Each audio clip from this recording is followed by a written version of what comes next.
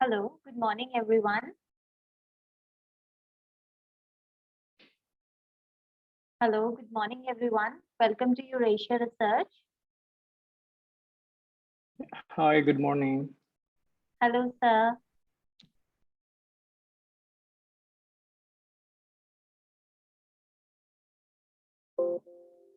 Hello. Hello, Mr. Pinchon. Hello, Sir Pinchon. How are you? Hi, I'm good. Thank you. How are you? I'm great. Thank you so much for joining the conference. Hello, Sir Lianchun. How are you? How are you? I'm fine. You're fine. Ma'am, I would request you to switch on your cameras, everyone, please, so that we could identify you and rename your account in English, please. 他应该叫我们开启那个。 Hello, Sir Robbie. How are you? Yeah, I'm good. I'm going to start my video really soon. Okay. Thank you so much.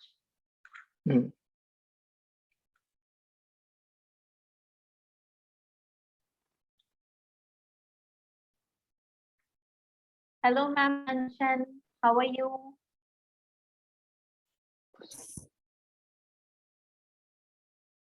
Ma'am Yanshan, how are you?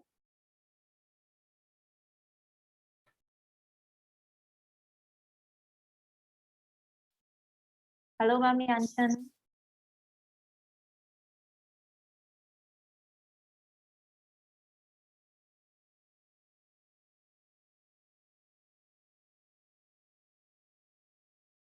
Okay, so as we move forward, I would like everyone to introduce yourself, a brief introduction. We would start with Sir Robbie Poonavan.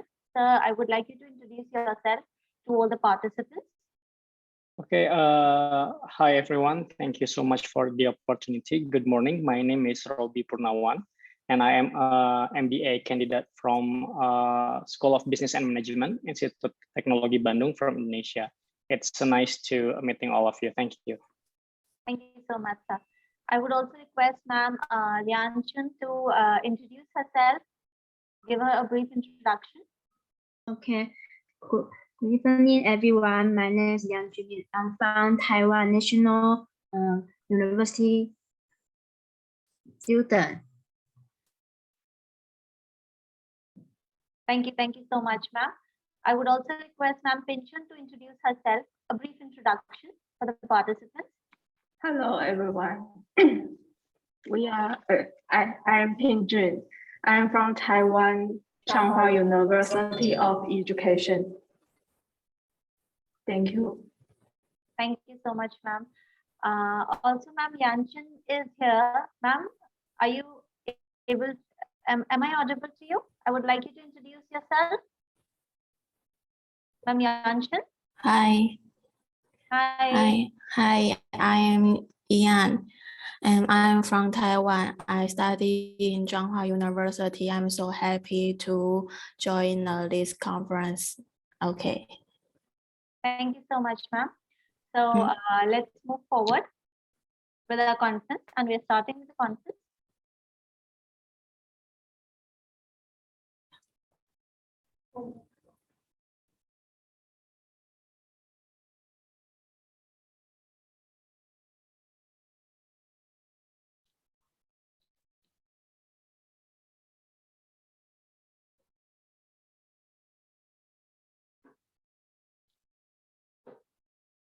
Sorry for the technical glitch. Just a second.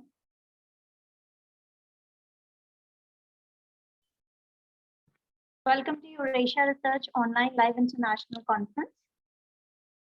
Today we have participants from 9 countries around the world: USA, Oman, Poland, United Kingdom, Canada, Taiwan, Bulgaria, India, and Indonesia.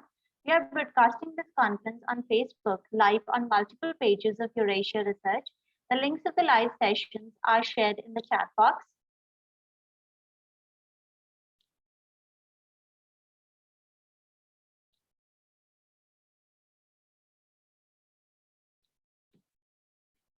Before we move forward, I would like to introduce Eurasia Research in a nutshell. With over more than 1 million satisfied members and associates spread across the globe, Eurasia Research is a scholarly association who has been working for nearly a decade. Eurasia Research has organized several successful international conferences, workshops, and training programs at various reputed institutions and grand venues. Eurasia Research has been tirelessly working for research world and have not stopped their endeavors even during the COVID era, and have presented research community the online platform which was safe and convenient method to continue their passion. We are an international community of researchers, practitioners, students, and educationists who aim to bring together worldwide researchers and professionals, encourage intellectual development, and to create opportunities for networking and collaboration. These objectives are achieved through academic networking, meetings, conferences, workshops, projects, research publications, academic awards, and scholarships. We provide scholarships to deserving candidates to promote students and research scholars to participate in the international conferences. Young Research Scholarship is provided in the form of full registration fee waiver. We have vast experience of publishing papers for more than 7 years. Our associated journals publish original papers, review papers, conceptual framework, analytical and simulation models, case studies, empirical research, technical notes, and book reviews. We cater to more than 30 plus themes in the area of social sciences and humanities, and have registered ISSN and have following renowned indexing: Google Scholar, Crosscheck Authenticate, Crossref, The Keeper's Registry, Scribe, Portico, Rote, Directory of Open Access Scholarly Resources, OAI PMH Registered Data Provider, PKP Index. We will soon be applying for Scopus too. We have a wide network of 100 plus internationally acclaimed keynotes across the globe who share their knowledge and guidance with our participants with open hands. We have a large number of committee members and advisors who support us and guide us through their expert opinions and decision-making capabilities. We couldn't have thought of reaching here without them. Also, we encourage our participants to connect with more than 50K plus followers on our social media platform where they can share their research and interests. Join our Facebook group and be a part of discussion by researchers and academicians. We also have several collaborations with universities, colleges, and institutes to better serve all interested and like-minded intellectuals. With great enthusiasm and pride, we would like to announce about our latest project, which is Terra Fellow Program in Education. The program offers an opportunity to learn the key concepts and latest trends in teaching industry from the academic stalwarts. We are also launching a free of cost members of Teaching and Education Summit for all researchers, practitioners, students, and educationists. As we have successfully conducted our second Terra International Summit on 15th of February 2022, and the third summit is scheduled to be on 16th of May 2022.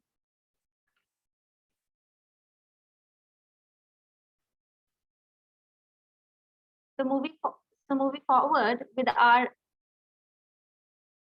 conference.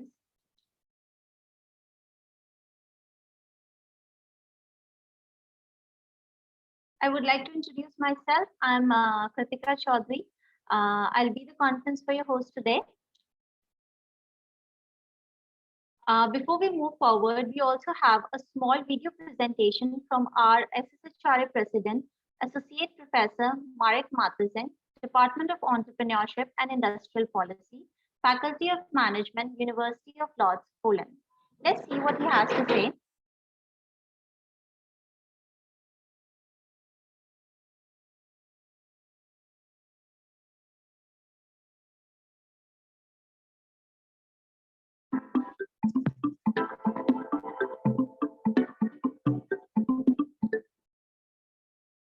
Hello, everyone. My name is Marek Matejun, originally associated with the University of Łódź, Poland. I am the president of Social Science and Humanities Research Association. On behalf of my colleagues, advisory board, and our members, it is a pleasure and an honor to welcome you to our international community. Social Science and Humanities Research Association, SSHRA, is promoted by Eurasia Research and aims to bring together worldwide researchers and professionals, encourage intellectual development, and create opportunities for networking and scientific collaboration in the field of social science and humanities. These objectives are achieved through academic networking, meetings, workshops, projects, scientific publication, academic awards, and scholarships.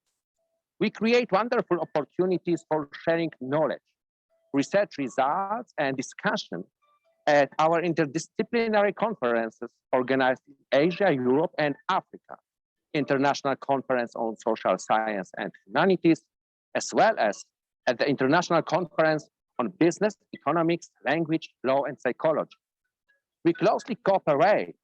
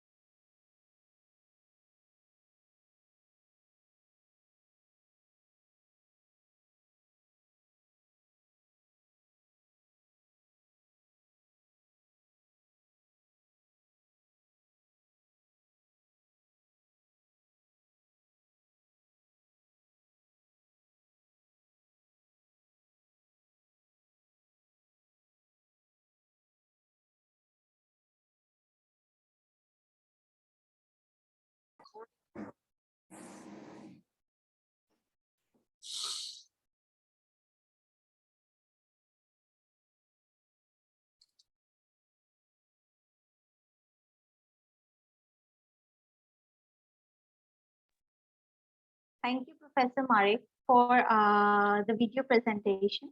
Before we move forward, we would also like to share the past participants' experience with you.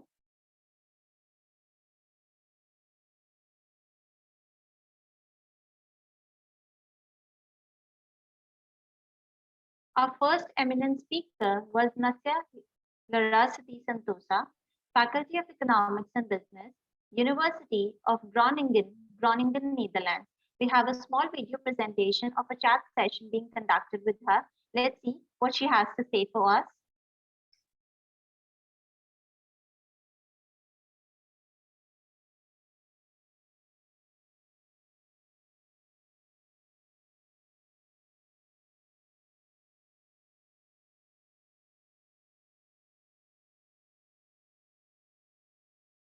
Yeah, so my name is Nasha. I'm from Indonesia. I am a double degree bachelor student.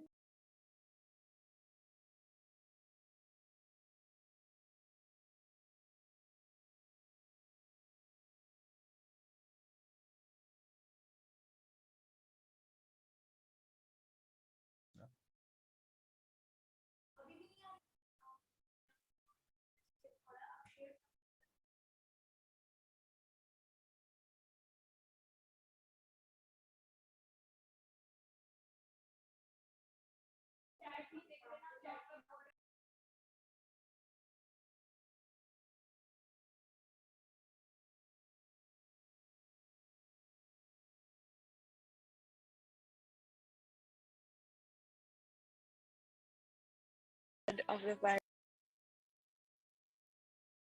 My name is Nasha. I'm from Indonesia. I am a double degree bachelor student from the University of Groningen and also the School of Business and Management in ITB. And my research is titled The Possibility of Ratification of the UNCISG in Countries Influenced by Sharia Law. And this research raises the issue of how the UNCISG is incompatible with Sharia law. I think in a world where there's no pandemic, I think it would be better to discuss it offline, face to face. But since there is the current pandemic, I think it is safer to do it online. So yeah, so to stop the spread of the virus further. So I think you just have to adapt to it and make the best of exchanging your thoughts and also your ideas with other people. And with technology, you can do that with online platforms nowadays. Yeah. As I said, with the current pandemic, I think it is safer to do it online conference, but especially also it's beneficial for those who actually have travel budget if they don't have the budget to travel, because I know it's very expensive to travel, especially for me as a student. If I have to travel elsewhere to attend a conference that require me to make visa first, and then also the hotel expenses. And nowadays with COVID, you have to do PCR testing before your flights and maybe also quarantine. So that adds more expenses. So I think online conference give us the luxury of eliminating those expenses, as well as still being able to convey and also put out what your research is about, and also share your knowledge with other people around the world. It was very, despite it being online, it was actually very interactive, and I really like that you had key speakers. It gave me new insights about life, and also it motivated me to strive to become a better person for the future. And yeah, thank you for having me here. It was very nice to share some of my experiences as well as also my research. Yeah, I think it was a very pleasant experience that I had with Eurasia Research. And yeah, I would recommend anyone who wants to share their knowledge or their research. My name is Untitled.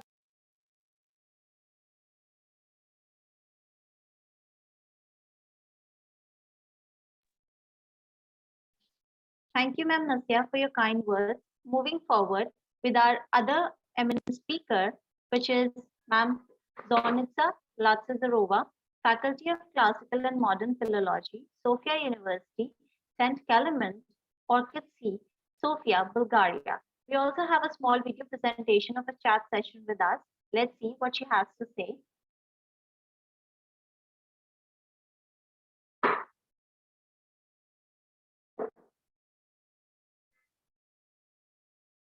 Zarova, and I am assistant professor of English at Sofia University, St. Clement Ohridsky in Bulgaria. I've had this job for 14 years now.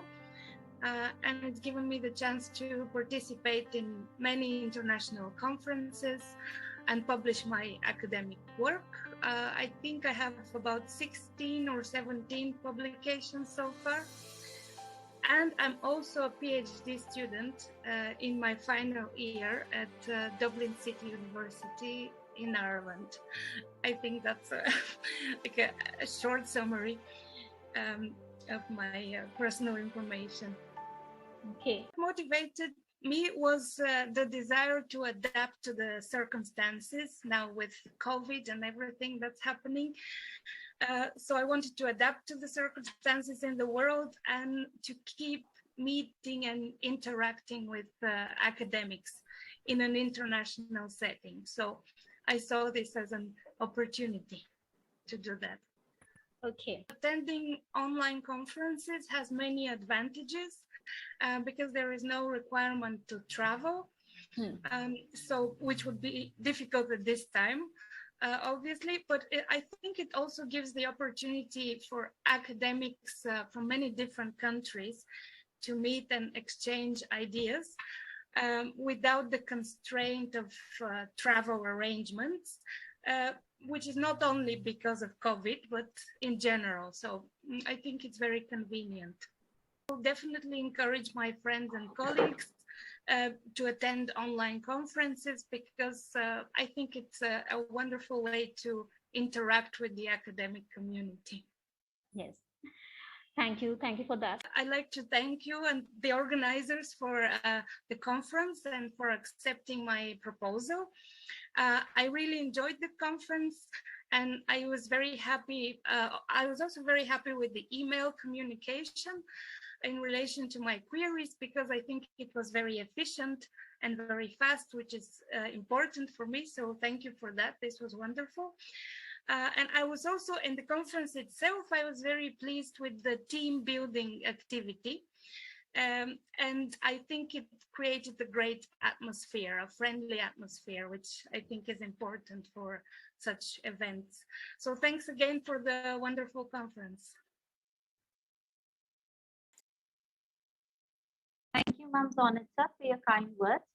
Moving forward with the conference. And thank you so much for your patience and your valuable time.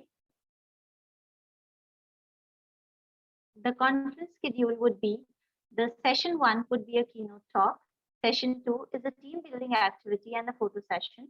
Session 3 is a technical talk. I would request you all to rename your Zoom account with your full name in English. This will help us to record your presence. You may ask your questions related to the presentation in the chat section while the presentations are going on. All the certificates, receipts, and proceedings will be sent to the participants within a week on their email IDs. Moving ahead with the publication process, the publication process starts when the registration process is complete. The author needs to send their papers, consent forms, and reviewer details on the email ID that is convener@eurasiaresearch.info. The review reports will be sent to the author once the review process is over. The final stage of publication starts after receiving the revised papers from the authors. Please note that the publication process takes around 50 days after the conference dates if all the editorial guidelines are followed within the given deadlines. So moving forward, our first keynote speaker for the day is Dr. Sandra Rahman. She is the Professor of Marketing, Department of Marketing, College of Business, Framingham State University, Framingham, Massachusetts, USA. The topic is Trend in Consumer Behavior, Disruptive World Events, and the Social Responsibility of Organizations to Navigate a Way Forward. Dr. Sandra Rahman, Sutherland Rahman is a professor of marketing and a former chair of Department of Business at Framingham State University, USA. She has published on international firm stakeholder discourse regarding labor conditions in developing countries, as well as issues related to stakeholder responsibility. Her dissertation is entitled The Global Stakeholders Message, the Firm's Response, and an Interpretation of Ensuing Dilemma from Tin Sheds to Brick Houses was based on the trade relationship and decision-making influence of stakeholders on Bangladeshi government, manufacturers, and US importers regarding the use of child labor. Dr. Rahman is active in promoting entrepreneurship and new business opportunities to undergraduate students in the US and abroad through guest lecturing, organizing a business plan competition in Bangladesh, and teaching workshops to faculty and students in Malaysia and Indonesia. Dr. Rahman has taught summer workshops on teaching with a case study method at University Technology of Malaysia, as well as marketing classes in Bangladesh, China, and Malaysia. She has created a lead over 10 international faculty-led trips and was instrumental in developing the Doing Business Abroad course at FSU, where students studied on campus at FSU and then traveled to China, Russia, and Brazil. For the past 25 years, she has continued her research and regularly presents her work at domestic international conferences around the world. Also, she has shared a small video presentation. Let's see what she has to say.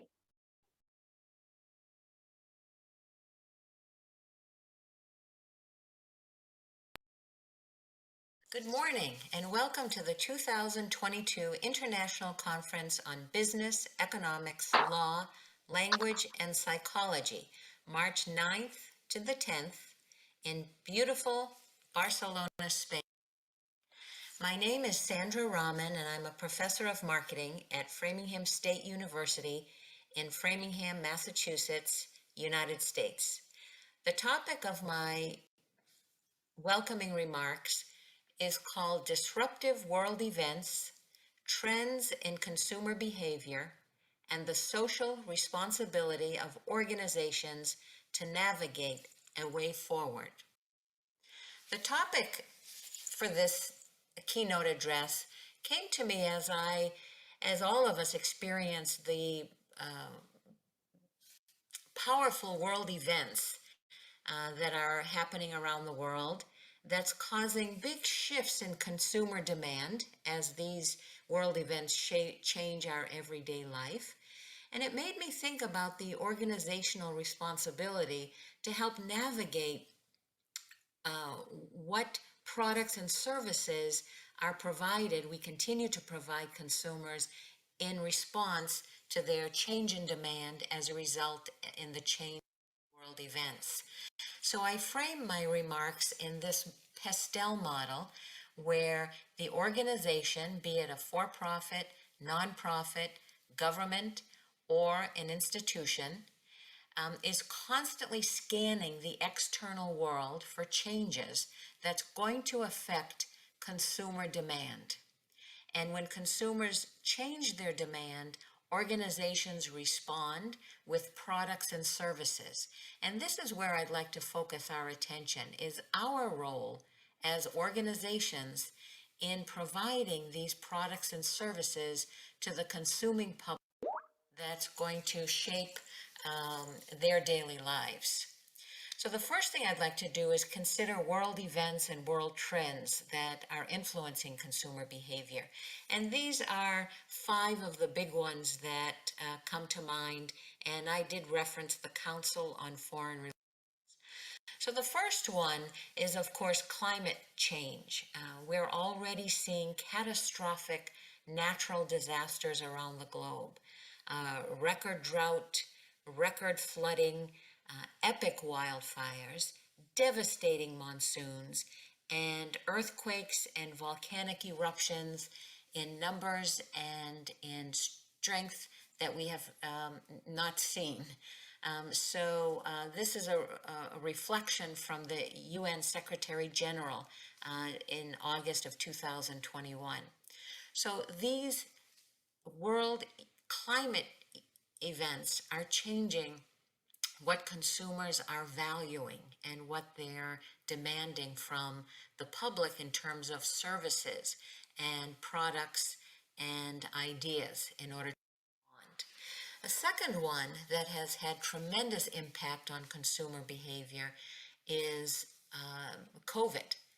The pandemic has led to a dramatic loss of human life worldwide, and it has presented an unprecedented challenge to work, health, public health, and food systems, according to a joint statement between the ILO, FAO, IFAD, and WHO in the last year.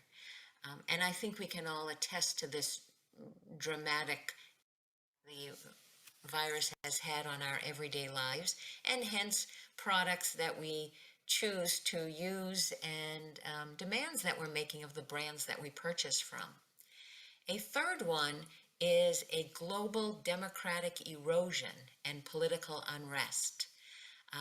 We have seen in a number of countries and BRIC countries, countries that have very strong and large economies, we're starting to see some trembling in the democratic foundations of the nations. So again, impacting what we value, what consumers value, what consumers are wanting, what they're demanding, and how they're choosing to spend their time and their money.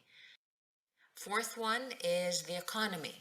Tens and millions of people are at risk of falling into extreme poverty, with the number of undernutritioned people currently estimated at nearly 690 million, and it could increase up to 132 million by the year end.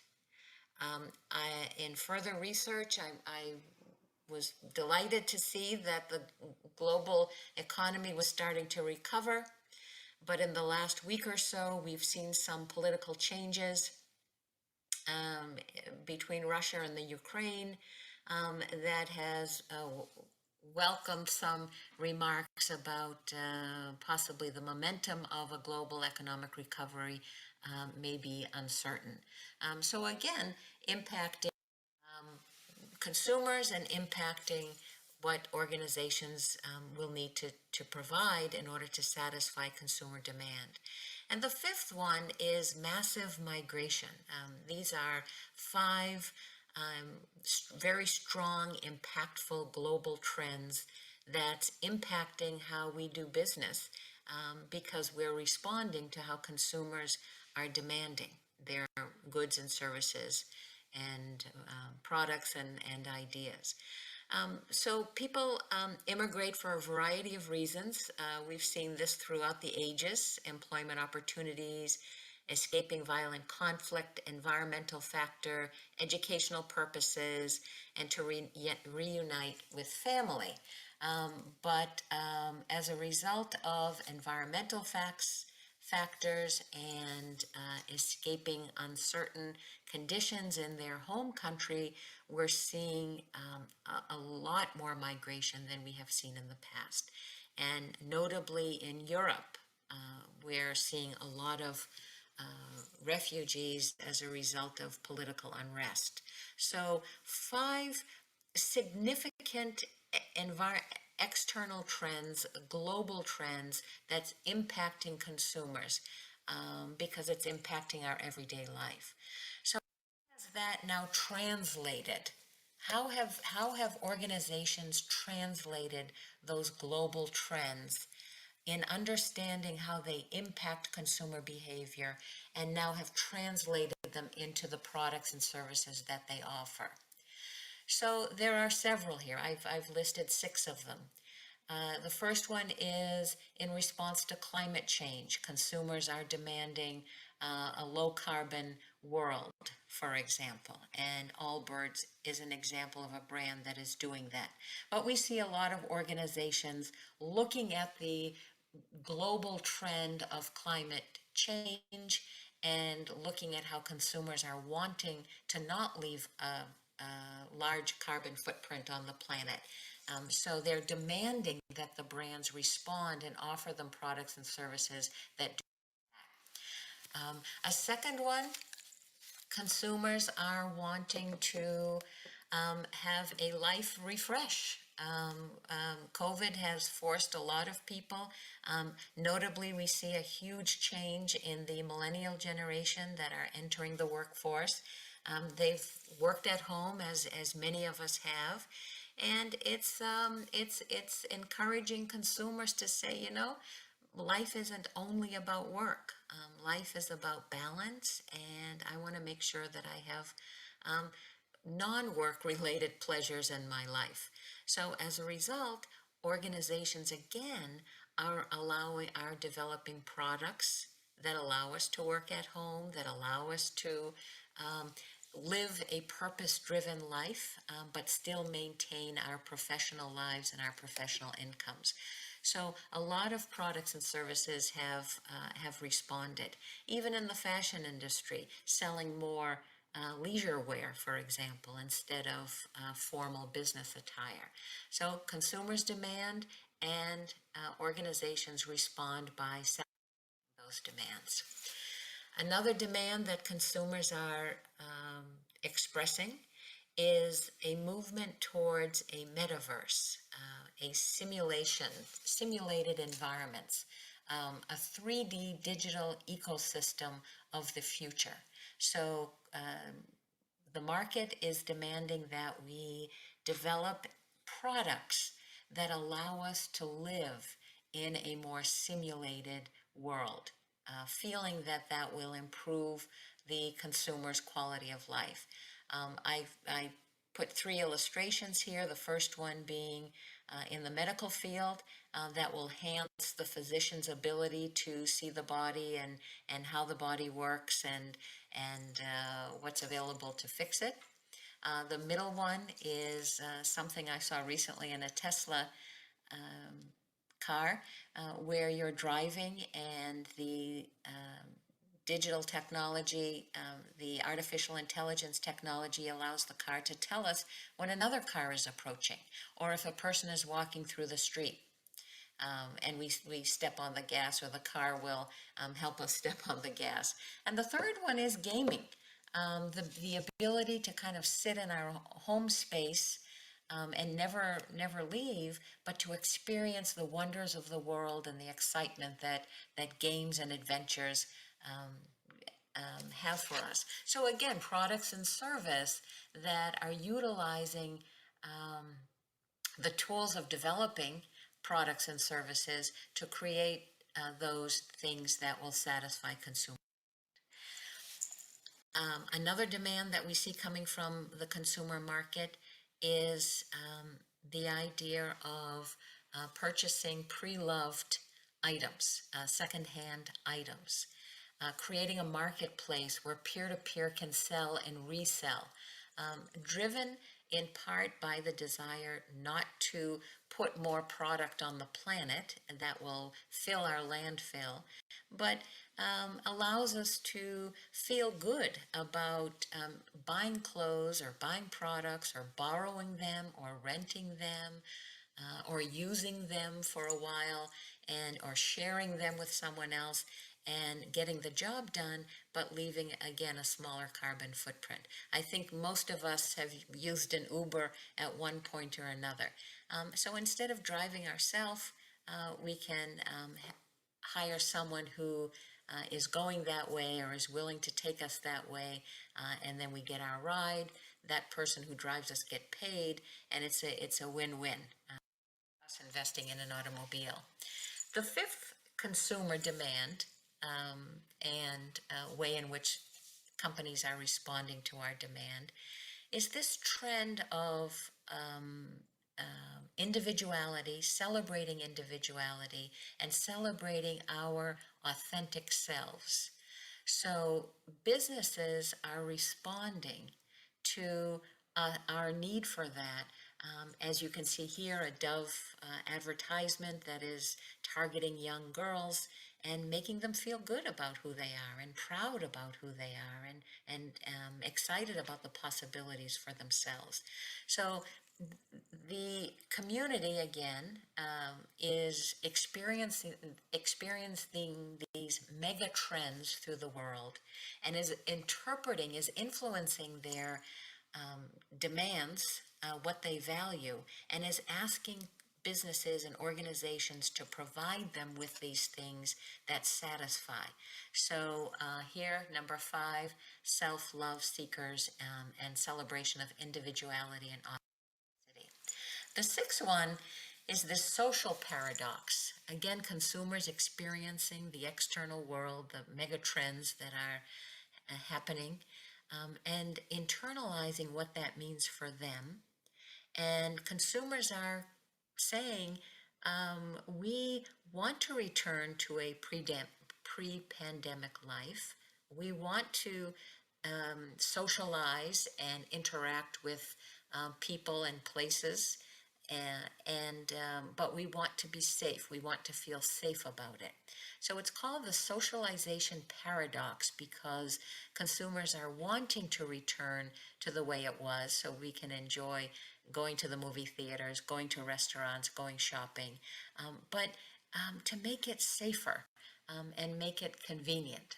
So we are seeing organizations respond, businesses respond, for example, having a chat box, a very simple way to accomplish that goal, satisfy that need.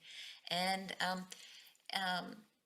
again, illustrating that we are researching and involved and part of organizations that continue to experience the external environment, the pressures from the external environment, the world, trends, and constantly watching what consumers want, what our consumers want, and then creating product for them.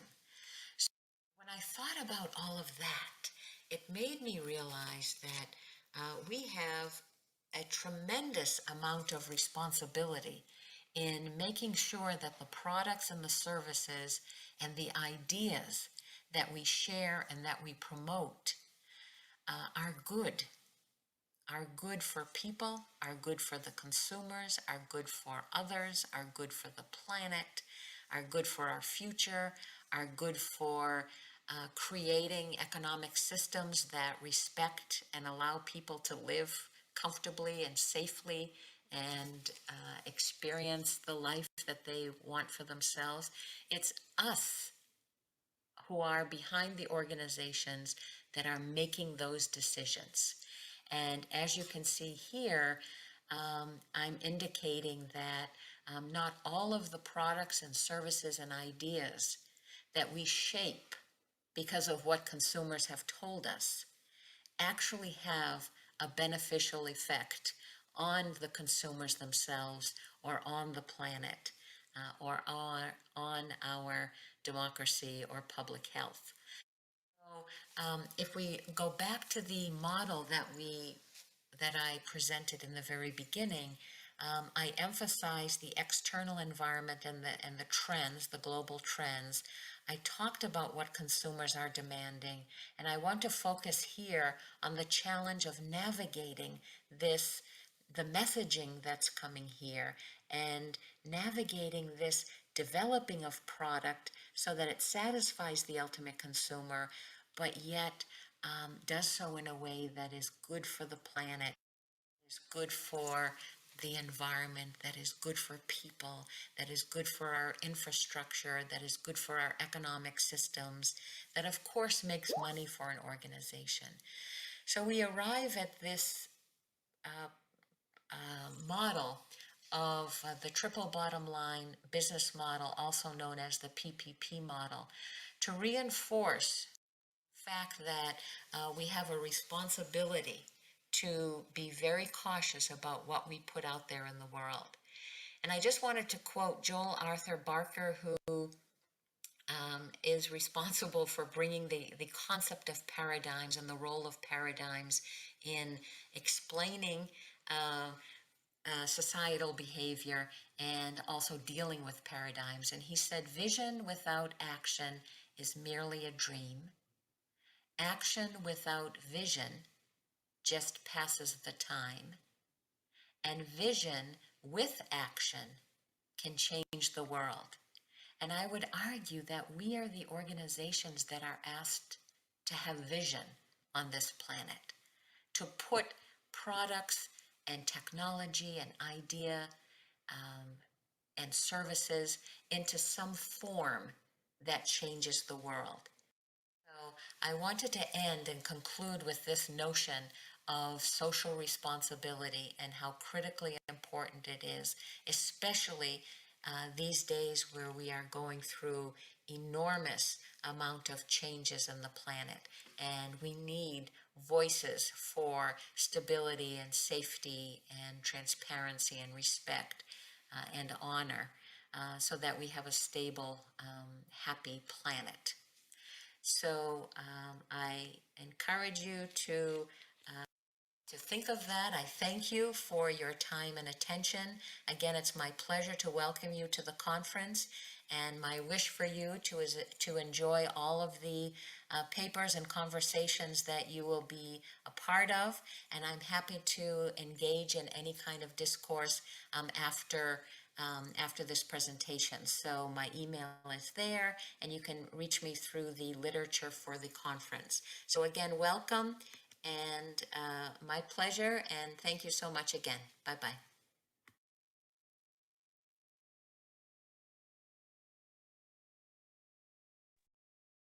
Thank you, Ma'am Sandra Rahman. Ma'am, Sandra Rahman could not join us due to some prior engagements, as I can see. So let's move forward. Before moving forward, I would like to welcome Ma'am Dipali Kavar and Ahmed Al-Lafri sir, and Ma'am Nicola Sindarov, as they have joined us later after starting the conference. Hello, Ma'am Dipali. Hello, Sir Ahmed.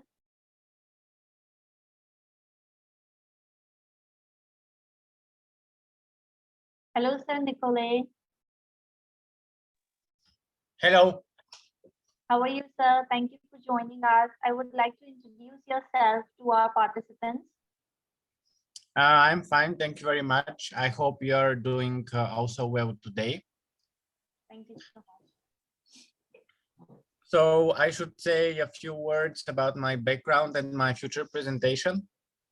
I just only want you to introduce yourself in a brief note so that our participants may know you. And also I would request you to switch on your camera so that we may identify you and note your presence. Yeah, but unfortunately I don't have camera. Okay, that's Okay. not an issue. You may continue. Yeah, so I'm a PhD student in semiotics in the Sofia University of Bulgaria. And my work is focused on the foreign language acquisition, as I work on developing an innovative way for learning languages through a mobile game without conscious effort. And in general, that's it in brief for me. Okay, thank you so much, sir. Thank you, too. Thank you. I can see Ahmed Al-Lafri sir is also here. Sir, would you like to introduce yourself to our participants? Yeah, hi. Hello. Hello, sir. Yes, you're audible. Okay, good that you can hear me. Sorry, I'm facing issue with the signal here, my Wi-Fi. So, this is Hamd Al-Dafiri. I am PhD student. I'm looking at public policy and the New York Convention in general. Yeah, I'm a third year of PhD student, and hopefully this will be my last year or maximum the next one. I'm glad to present my research poster today, but honestly don't know about the procedures here. Should I start now or you will play the video I sent to you? No, sir, we'll be playing your video. Oh, cool. So yeah, briefly, this is me, and happy to participate today and listen and meet new scholars. Thank you very much. Thank you so much, sir. So moving forward with our presentations.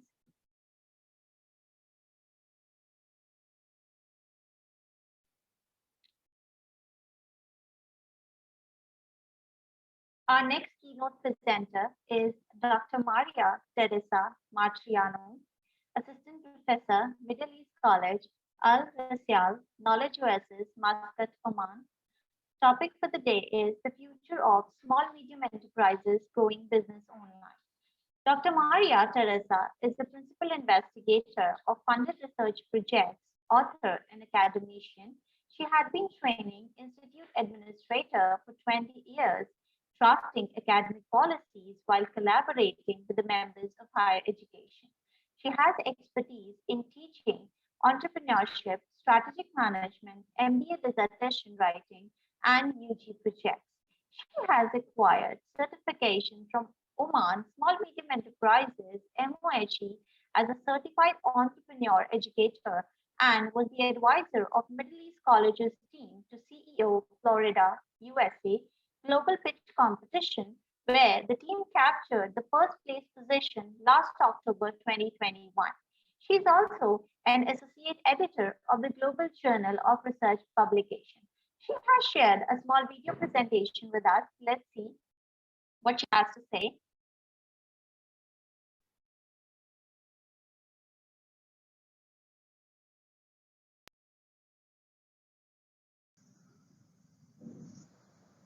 Okay. Hello, good morning. Well, I'm quite privileged to be one of the keynote speakers to this conference on the topic, the future of small medium enterprises. Well, I'm Dr. Matriano. I'm from Middle East College, Oman, and I'm in this job for the last 8 years. And prior, I was in UAE for 2 years and having 20 years university teaching experience in the Philippines in the busiest part of Manila.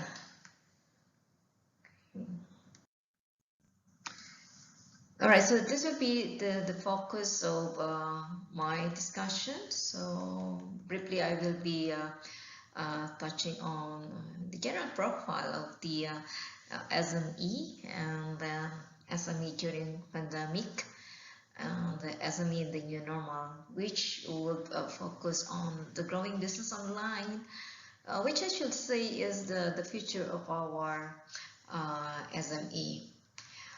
Well, our small medium enterprise have played a very large role in the national economic growth and global economic growth. We knew it very well with the rise of emerging economies. This increasing revenues and performance is no longer only confined to big organizations or to corporate fields. Nowadays, it has become visible that a small and medium-sized enterprise has business growth on top of their priority list. Okay, but this SMEs was among the worst hit sector during COVID-19 pandemic. This pandemic has almost paralyzed the wheels of the domestic economy due to large-scale social restrictions and rampant layoff and closure of our SMEs. Hence, we'll be discussing briefly the SME during pandemic and as well as the SME, what we call the new normal, which is now, again, as I said earlier, more focused on growing their business online. And this is moving towards the future of SMEs.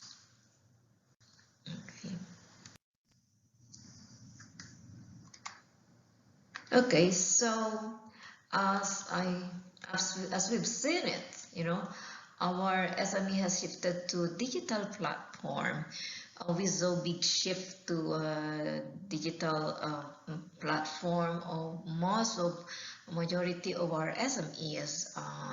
This was their major strategy to survive and be in the marketplace, as most we should say that 99% of their customers are doing transactions online. So, and this COVID-19 pandemic has made a significant impact on SME sustainability. With COVID-19, most MNCs have, as we said, have shifted to doing business online, and because they see or they saw the benefits of this, of getting to network easily, okay, with other entrepreneurs virtually, And thanks to, some of them said, and thanks to pandemic, which gave opportunity to them to be part of this new trend, okay, which before were done on a very limited scale because it's costly. And then now this time everyone gets connected, you know, at a very limited cost. With the SME, with this, you know, our SME had developed new capabilities and technologies, okay, so that our SME can remain to exist through this pandemic situation.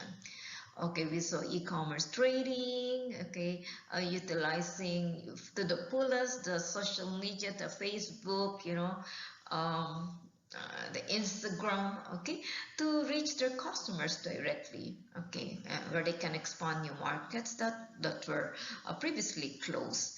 Okay, this pandemic generates new demand for healthy lifestyle, and then hence we saw a huge demand for face masks and hand wash. Our business owners also realized that they no longer need a lot of resources and lots of employees to run business, as they can manage with a very small and efficient team. Okay. Okay, so as we said earlier, so our SME during pandemic has adopted an innovative approach, and this was actually their survival strategy. Okay, and we saw, you know, different style of face masks. Okay, not only the blue colored face mask or the black colored face mask. We saw those batik cloth masks, okay, which has never been made before. Okay.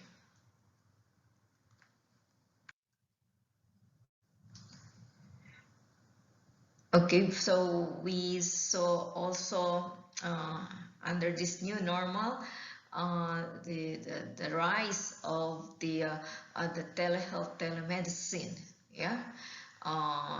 So there's a lot of doctors' visits actually before that wouldn't require you to be there. I mean, you could realize that, you know, getting our weight, you know, okay, the height, which we can do at home, yeah, and many things actually, which actually would save a lot of money if we just do it online, you know, while doing this, you know, online thing with our doctor.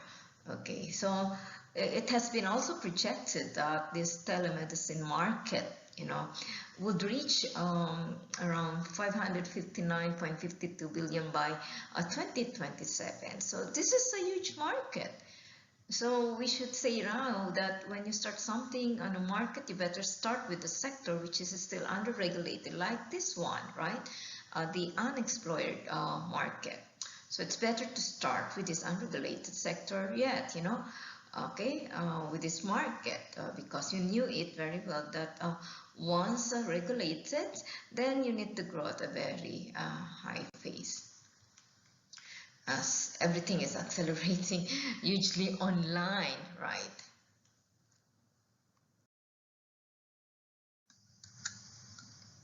Okay, so we saw also, you know, the huge, on a huge scale, this is what we call the Internet of Things, artificial intelligence.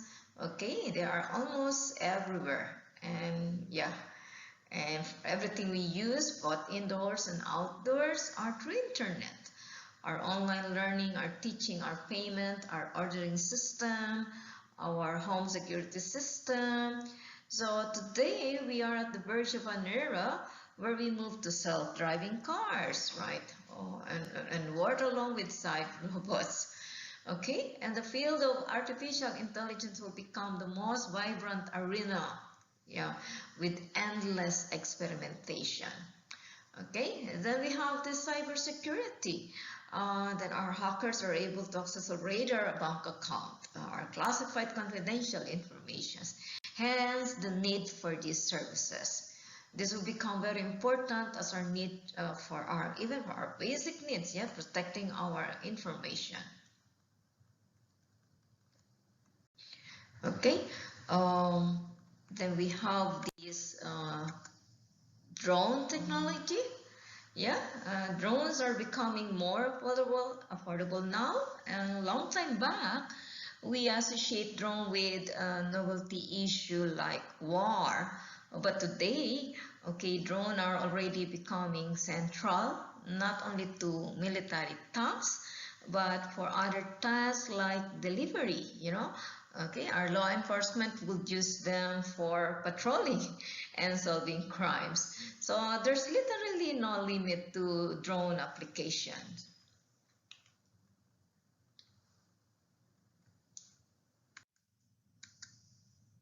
Okay, then we have this the sharing economy or estate renting services.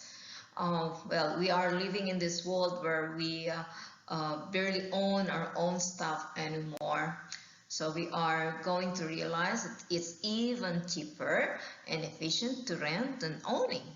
We are increasingly doing it not now with our car rides like Uber, our Airbnb on rental services.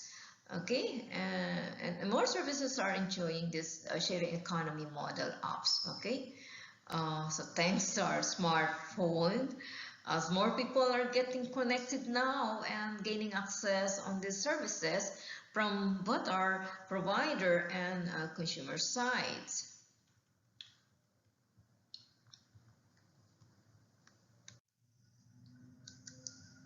Okay, then we have this e-learning, yeah? Well, e-learning will definitely be the future of education.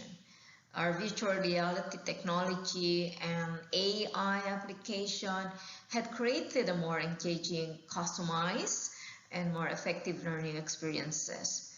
Well, all this plus the effect of COVID-19 will make our e-learning the primary learning applications of the future.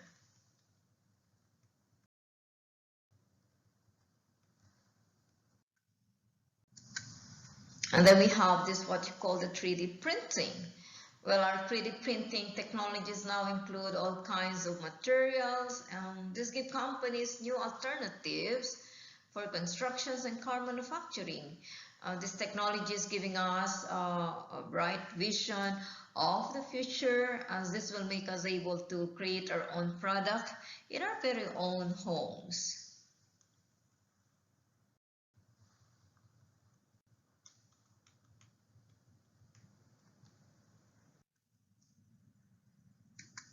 Okay, then we have the blockchain technology. Well, with the Bitcoin thing that is taking the world financial market in the past couple of years, we come to frequently hear the word blockchain, not only for cryptocurrency, but also in identity management. And this is now the new phase of internet.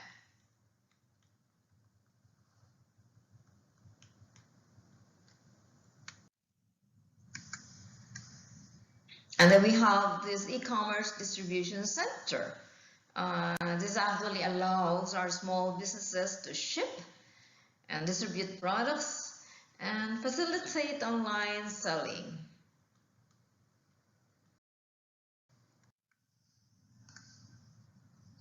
And then, of course, the school of the future, now with the rise of the AI, our artificial intelligence technology, so there will be disruption on how things work. This disruption will need a change in the need of the school to facilitate the teaching and learning.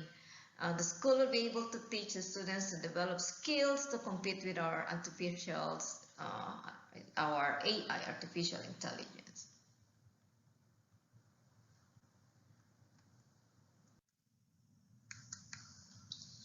And then we have this remote worker integration company. Well, actually on record, the percentage of remote workers, okay, in 2020 was doubled in 2021 since most of the businesses had seen the positive financial impact of this remote control scenario. Okay, then the need for remote work will continue. Surely it will continue. Okay, so actually, well, more likely we see would be seen, okay, in the next 5 years. But okay, predominantly these things that I shared with you, okay, this will be there, okay, as the next, okay, the next phase of our SME. Well, actually, any conclusion? So now we could say that now is a perfect time to start new business. Because I said that, you know, it's becoming cheaper. We have an option to get online.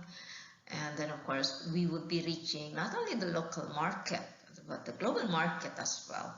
And again, I said that this is the trend that we didn't see before. And yeah, thanks to pandemic that we have this chance to see these things, to grow globally, you know, at a high pace, you know, without spending that much. Getting clients on more, not only local, okay, but globally, okay, bringing our business not only to the local market, but globally, yeah, at a lesser cost. So yeah, it's a time to grow our business more online, and gain more profits, yeah, and increase our sales. Okay, now this closes my presentations, and thank you so much again for this opportunity to be part of this the TERA conference. Okay, thank you, and God bless.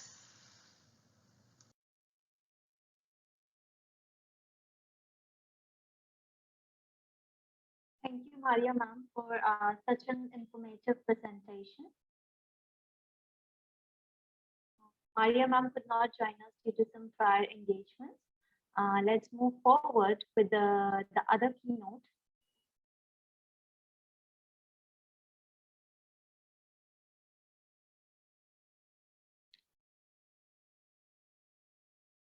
Our next keynote for the day is Ma'am Veronica Wojtowska, ML, PhDC, Doctoral School in the Social Sciences in the discipline of Legal Science, Principal Investigator within the Diamond Grant of the Ministry of Education and Science, Warsaw University, Poland.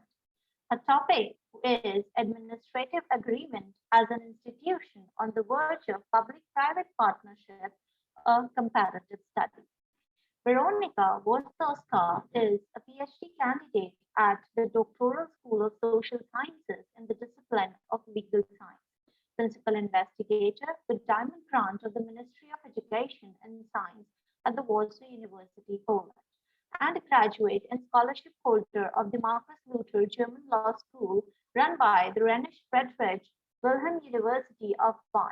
She is a 5-time laureate of scholarships and grant programs of the Ministry of Science and Higher Education, Diamond Grant 2019 to 2023. The Best of the Best 2018 to 2019 and 2019 to 2020 for exceptionally gifted young scientists. She is the author and co-author of over 40 scientific publications, including articles published in national and international scientific journals and papers presented, example, in the CES Republic, Ukraine, Portugal, Israel, Canada, Japan, and Australia. She is a winner of the Student Nobel Prize in 2019 in the 10th National Competition for the Best Student of the Republic of Poland in the field of Social Economic Sciences and Projuvenus Award in the category of Outstanding Student Scientist during the 8th Gala of the Student Community Awards of Students' Parliament of the Republic of Poland in 2020. She was to present her presentation live, but due to some prior engagement, she could not join us. Let's move forward with our conference. Thank you for your patience. Now we'll be conducting a team activity and a photo session for all of our participants. Let's proceed towards our team building activity. Sometimes we miss the opportunity of connection and linkage with the fellow participants of the conference. This team activity is to encourage interaction among the participants. Please share the views and conclusions on the topic of discussion.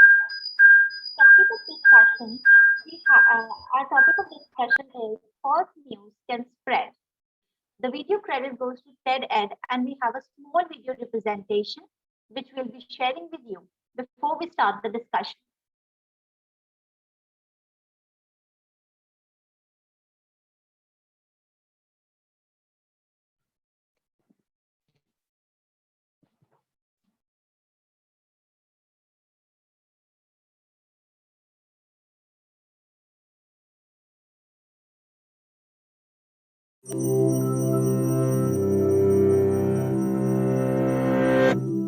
There's a quote usually attributed to the writer Mark Twain that goes, "A lie can travel halfway around the world while the truth is putting on its shoes."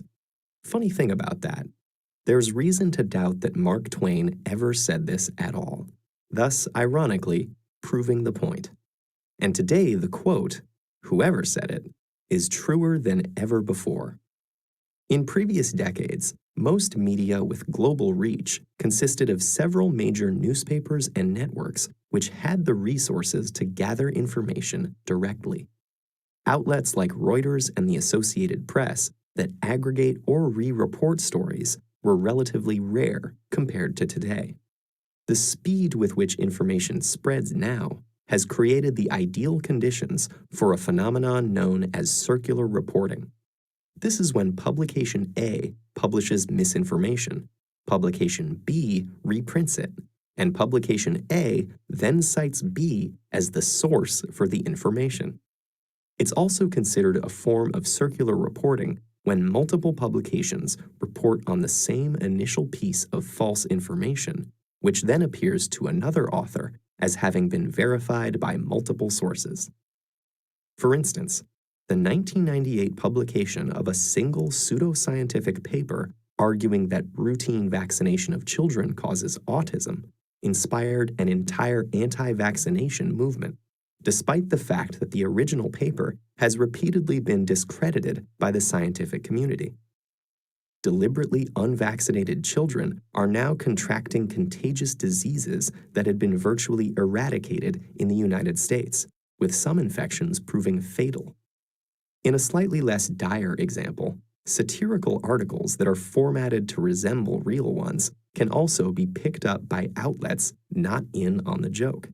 For example, a joke article in the reputable British Medical Journal entitled "Energy Expenditure in Adolescents Playing New Generation Computer Games" has been referenced in serious science publications over 400 times. User-generated content such as wikis are also a common contributor to circular reporting. As more writers come to rely on such pages for quick information, an unverified fact in a wiki page can make its way into a published article that may later be added as a citation for the very same wiki information, making it much harder to debunk. Recent advances in communication technology have had immeasurable benefits in breaking down the barriers between information and people. But our desire for quick answers may overpower the desire to be certain of their validity. And when this bias can be multiplied by billions of people around the world nearly instantaneously, more caution is in order. Avoiding sensationalist media, searching for criticisms of suspicious information, and tracing the original source of a report can help slow down a lie, giving the truth more time to put on its shoes.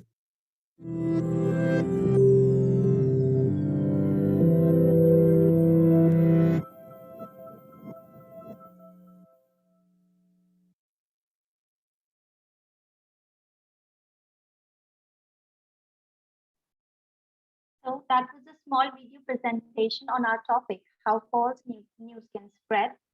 Also, our keynote speaker, Ma'am Veronica Wostoska, has joined us.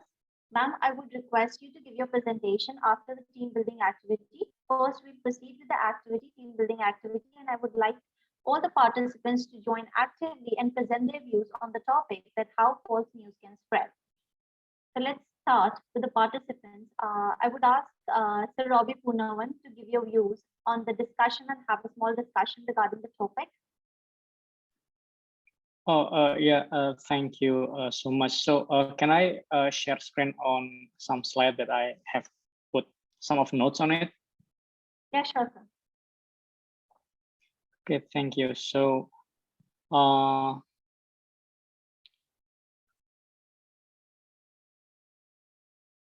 yeah, so first of all, thank you so much for the opportunity.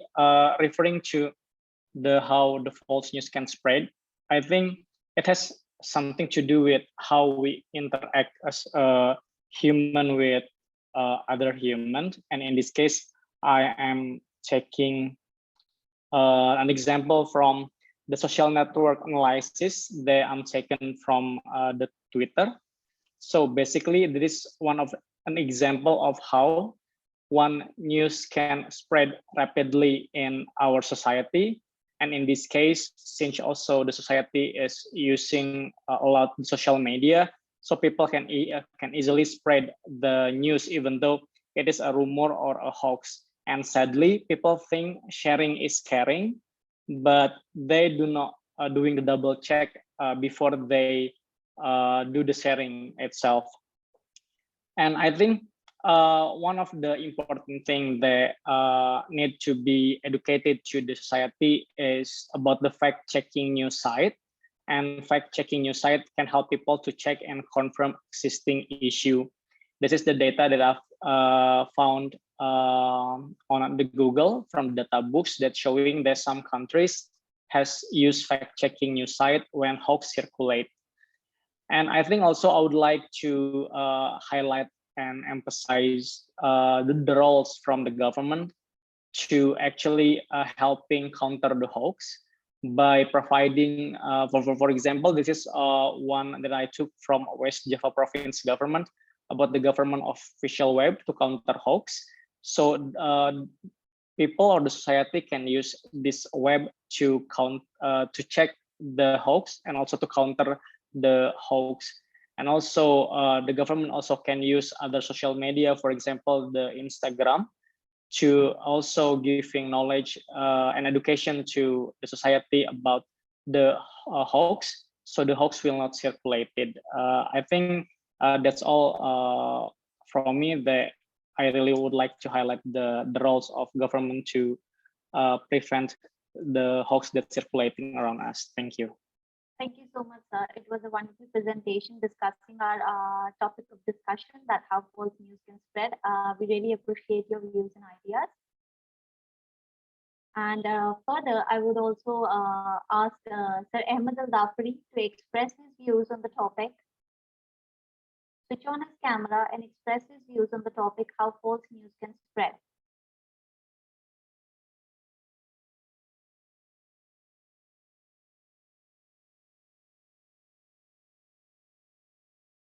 I guess Sir Al-Dafari is not here. Ma'am Veronica Wasliska, are you there? Am I audible to you? Hi. Hi, ma'am Ian Chen. I think how false news can spread, I think have two reasons. The first is cognition of the listener, and the second is popularity of the internet.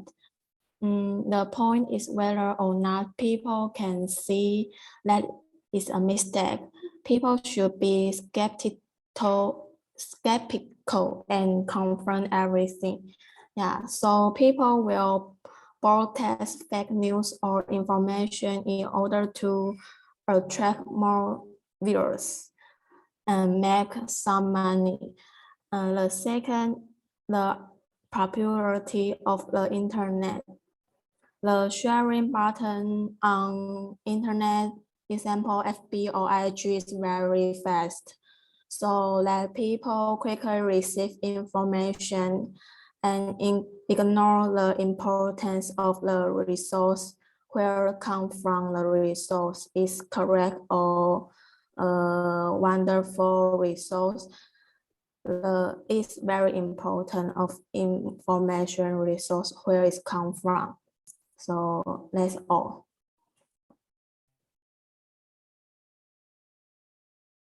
Thank you so much, ma'am. Thank you for your views. Further, Pinchin ma'am, would you like to express your views on the topic? Okay. I think this is because of the development of the internet. Receiving information is so easy and fast. Fake news can be sent out without confirmation and cited over and over again. And because information spreads so easy, we can receive a lot of news every day and often ignore to think about the truth and the reliability of the information. The above are my opinion. Thank you very much.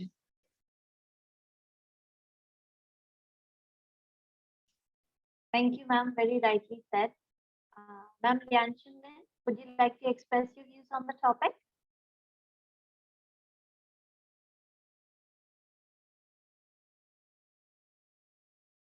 Ma'am Lianshin, please unmute yourself.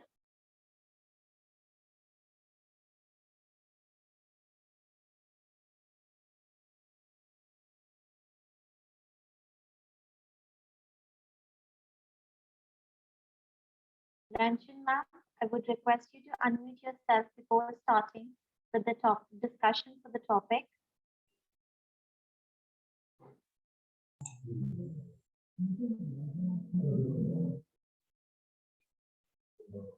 Okay, it's me. The internet is developed and the receiving information is fast and easy. So, and the fake news may spread quickly without confirmation. Also because usually when we face problems, we want to get answers quickly, but ignoring the truth of information. And because the information is easy to spread, we can receive a lot of information every day. However, we rarely forget about two questions of the news of the new news. That's all. Okay, ma'am, thank you so much. Sir Nicole, would you like to express your views on the topic, how false news spread?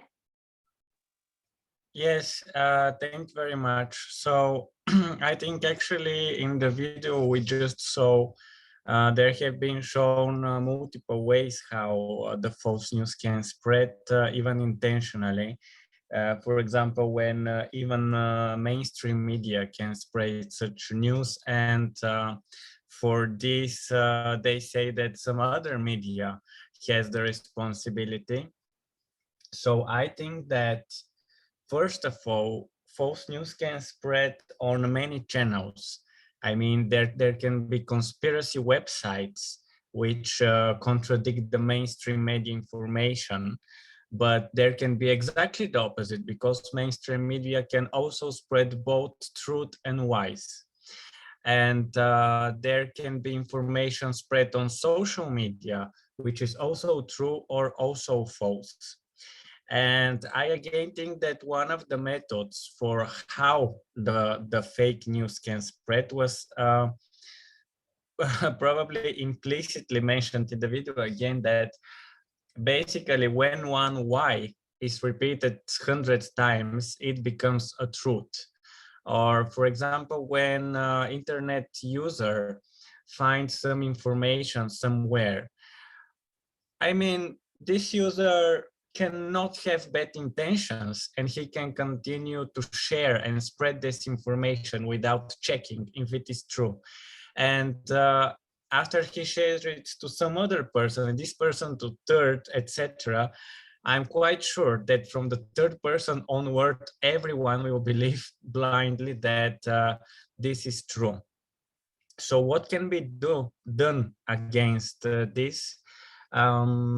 Actually, I wouldn't blindly trust fact-checker websites, because I think, again, there could be some interests behind them, like corporative or government interests, especially if it's government fact-checked websites.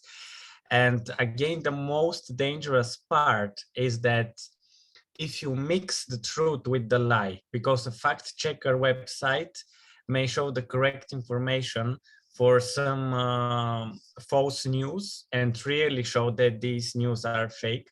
But in the same time, by earning credibility in this way, it can use its authority to, to spread lies. So what is the best ways to inform us and make sure that we are not part of spreading fake news? I would say that we should not blindly trust anyone. I mean, even what our friends are sharing on social media. We shouldn't blindly trust conspiracy websites. We should not blindly trust fact checkers, mainstream media, etc. We should, in my opinion, inform ourselves from multiple sources in the best way possible, and then use our basic knowledge and intellectual ability to make conclusions in order to find out what is true and what not.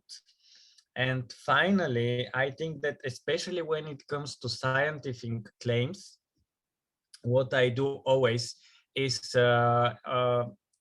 exactly to dig into scientific papers, because when it comes to scientific papers, you can always trust them the most. There are methods of research, there are scientific arguments, and I think in most cases the truth lies in science.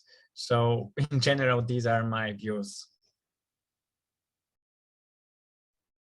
Thank you so much, Sir Nicole, for your views and for the discussion.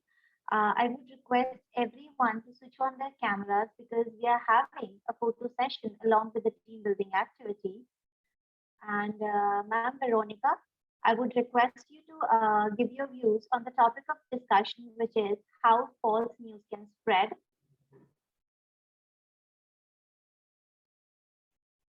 Thank you.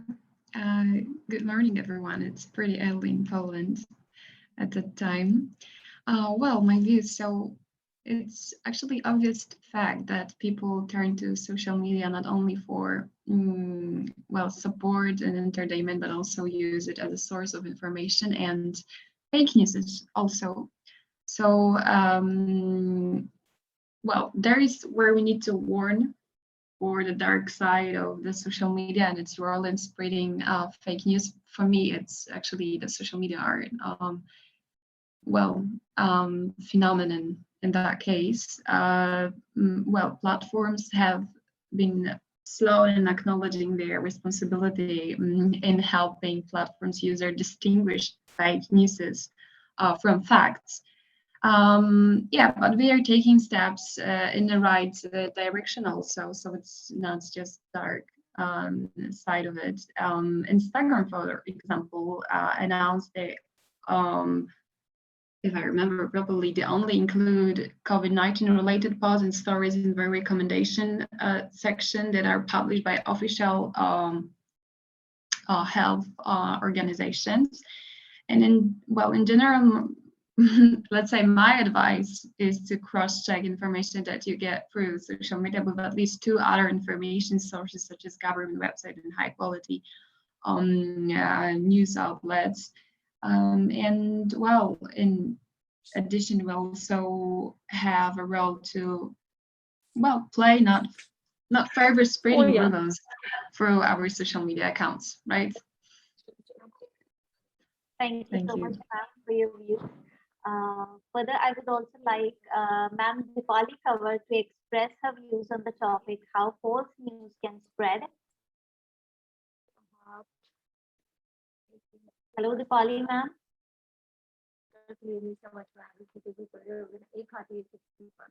Hello, Dipali. Okay.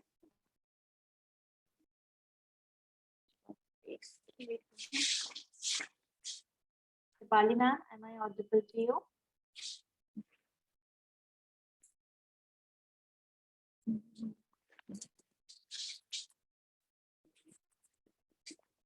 Dipali, ma'am, we would request you to on your cameras so that we may identify your presence.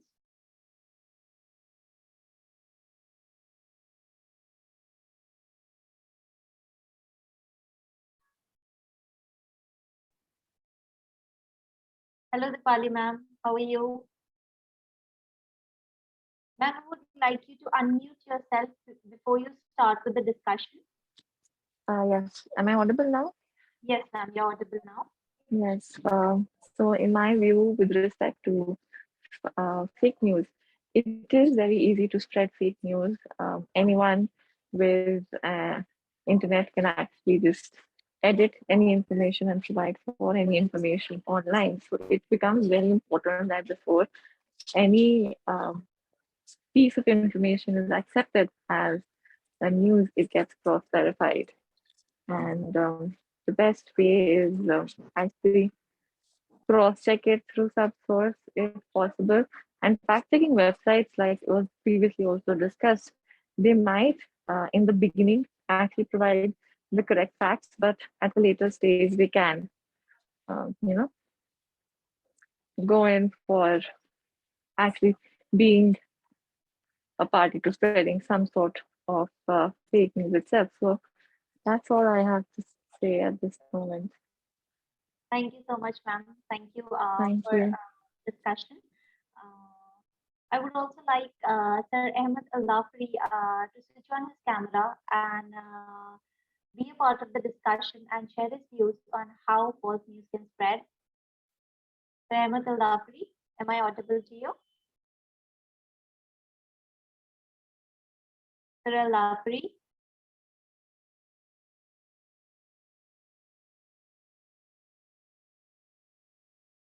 I guess he's busy right now. So thank you everyone for your fruitful discussion. It was really very great. And as I said, our keynote speaker, Ma'am Veronica Wostoska, I welcome her to the Eurasia Research Conference as she has joined later. I would introduce herself as she's the ML PhD doctoral school in social sciences and in the discipline of legal science, principal investigator within the Diamond Grant of the Ministry of Education and Science, Warsaw University, Poland. Now I would hand over to Ma'am Veronica as she'll be presenting live her keynote presentation. Ma'am, I would request you to start with your presentation. Yes, thank you so much. Just a few seconds for sharing the screen.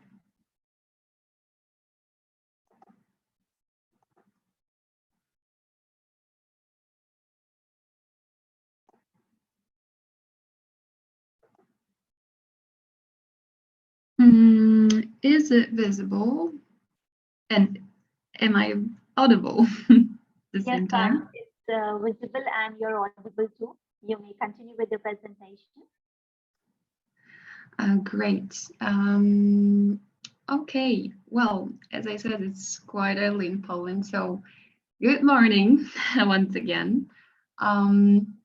I would like to, well, first of all, thank the organizers for invitation and to the previous speaker for great speeches and team activity. The title of my presentation is Administrative Agreement as an Institution on the Verge of Public-Private Partnership. Well, this is the issue around which my research project within ground focuses, and at the same time the doctoral dissertation I'm presenting.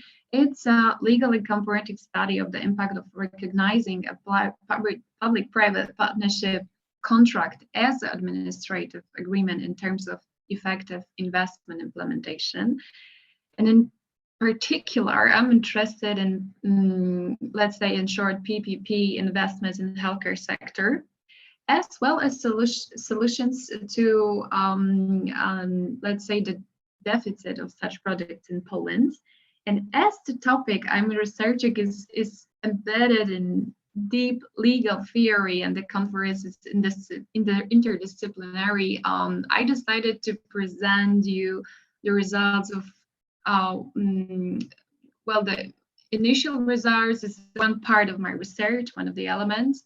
And I think it seems to me that it's also the most interesting for a wide audience from abroad. I think this is a topic worth exchanging experience from other countries. So, well, the aim of the study was to analyze and assess barriers and opportunities for improvement of the conditions of public hospitals in Poland by means of public-private partnership. And I hope we will someday, well, strike a balance in that area. As I said, there's a huge deficit. So, it won't sound revealing if I say that all governments worldwide struggle with rising healthcare expenditures and public budget constraints on the other side. And it has led them to look for various approaches to limit their costs and increase investment, such as a public-private partnership formula. And as you may know or not, it's agreement between one or more public and private entities, typically of a long-term nature, reflecting mutual responsibilities in furtherance of shared interests. The importance of that definition is that the public-private partnership work only when both partners benefit from the relationship and the expected benefits are made clear in advance. So where is the problem when it comes to Poland, and why it's worth researching for me? And making a little background for you, let's have a look at the statistics. As you see on the slide, during the years 2009 to 2020, the total number of concluded contracts in all sectors in Poland was 154, while the number of all proceedings initiated was 602. Although the number of signed contracts is growing, the successful partnership can be seen in all areas of the economy, but outside of healthcare. And up to now, 4 of these 154 agreements were contracts within the healthcare sector, just 4. All of them, well, have been recently completed, thankfully. So it should be stressed also that the total of initiated proceeding was 31 in that sector, but in 26 cases tenders were cancelled because no offer was received from the private sector. And reason seems to be simple. Well, the expectations from the public party scale of investment were too big to be acceptable to the private partner. I mean, in case of remuneration and risk mostly. And while one case was, in some way different, because a private partner was selected, and actually it's here on the slide you see all of these 4 projects. So what I want to say, it promised to be such a flagship project as the construction of the hospital in Żywiec, as you see on the slide. On the right side, the most worthy at the same time. It's also, I mentioned about it because the project was, let's say, closer to me because it concerned my hometown. So it was the extension of the hospital in Łańcut city. What was the problem there? So the estimated value of the project was 50 million zlotych. However, the contractor, based on requirements formulated by public party, estimated the real costs of construction and maintenance at 73 million. Thus, due to that discrepancy, it withdrew from the project. So, looking on all of the experience, I distinguish the decisive factor for success and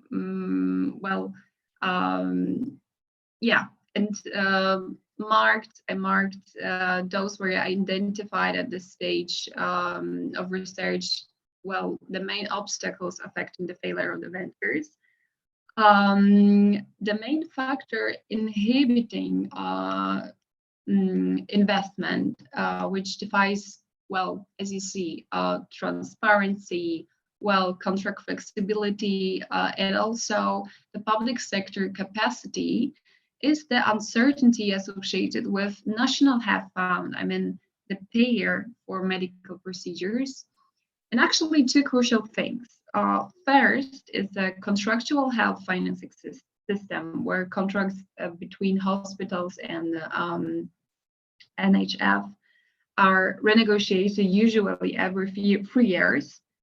And what's the problem? With no guarantee that it will be extended and with no guarantee of future prices. So in practice, as a consequence, hospitals accepted prices offered by NHF, which are very often inadequate to cover costs of procedures. And it stands in contradiction with a long-term involvement of private partners, you may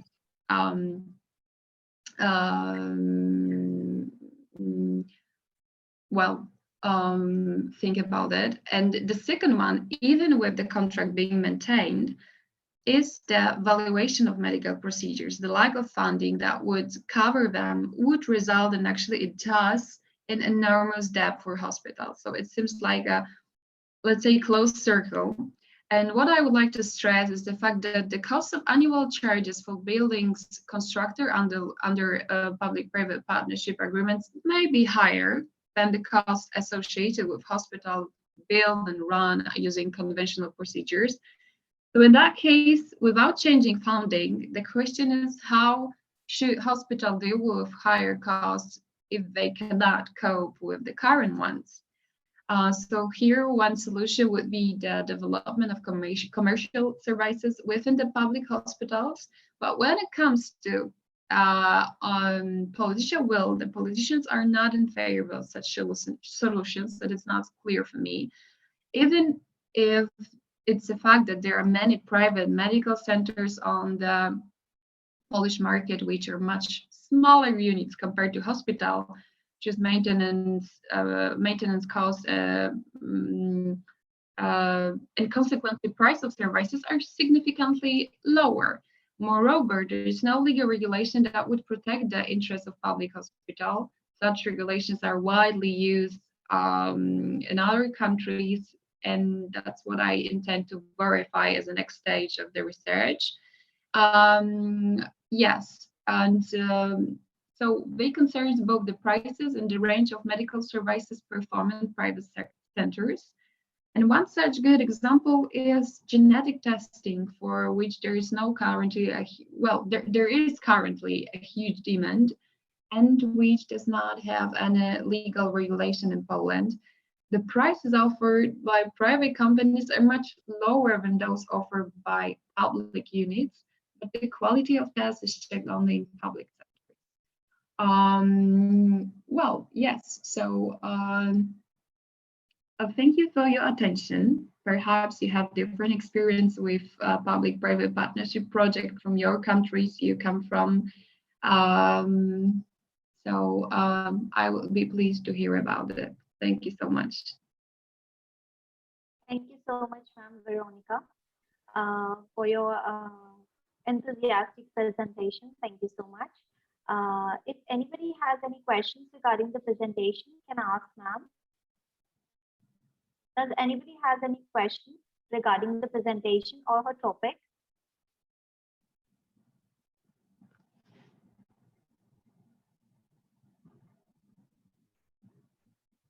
Okay. So thank you, Veronica ma'am, for your presentation. Let's move forward with our conference. Thank you.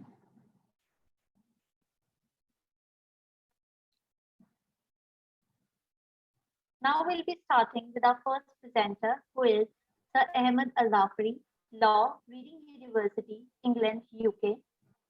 His topic is Public Order and Enforcement of Foreign Arbitral Awards, the Saudi Perspective. His abstract is on the screen. You may read it from the screen.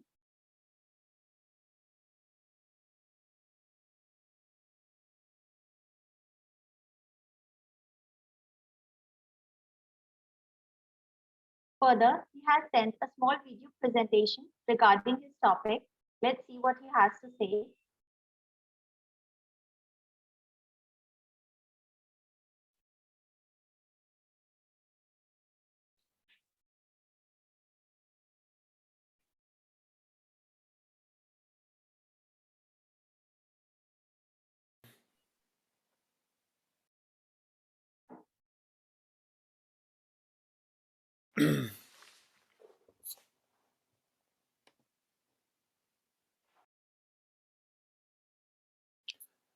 Hi, this is Ahmed Al-Dafiri.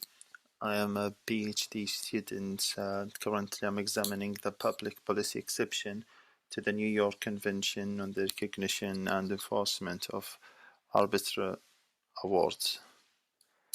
Today I'm glad to share and present my current poster regarding a specific chapter on my thesis.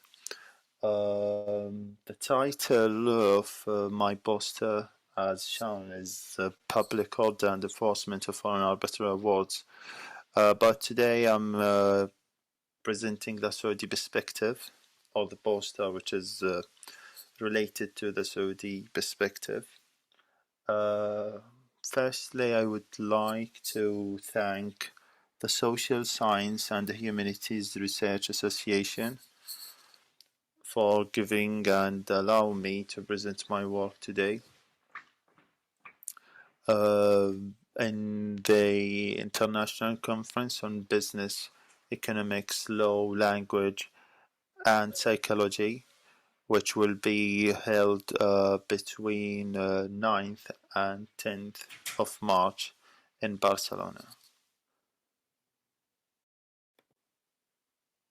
As it has been indicated and can be seen, that I'm presenting public order, while some others prefer to call it public policy. And this exception is based on the New York Convention. So the New York Convention has been the most successful agreements in the field of international commercial arbitration. However, it was established in 1958, and some of its articles are now criticized for being outdated and difficult to apply. This is due to subsequent developments in international investment and arbitration. The convention contains some exceptions to the enforcement of arbitral awards, and hence arbitral awards may be refused by the competent authority. To illustrate the above, Article V2B of the Convention stipulates that recognition and enforcement of an arbitral award may be refused if the competent authority in the country where recognition and enforcement is sought finds that the award would be contrary to the public order or public policy of that country. Despite this stipulation, the Convention doesn't define public policy as a notional term. This vagueness can be lead to a broad interpretation of this notion. Moreover, can give an ultimate authority to the national courts to misuse this exception by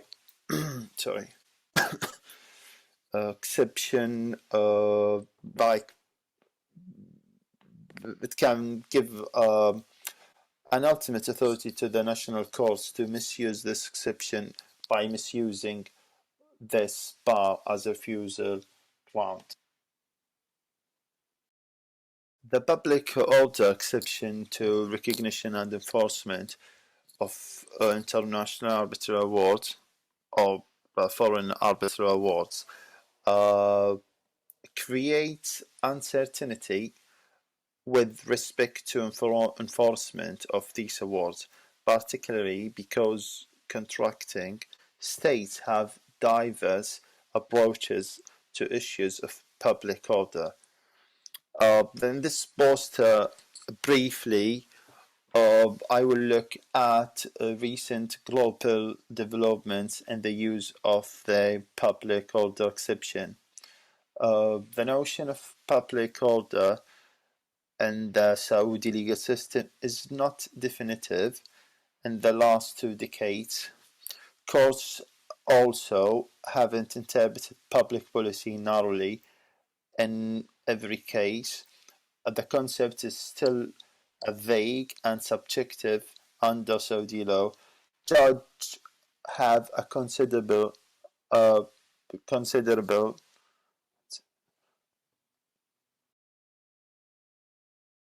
discretion on how to interpret and apply public order. One question can be asked is what is public order or public policy?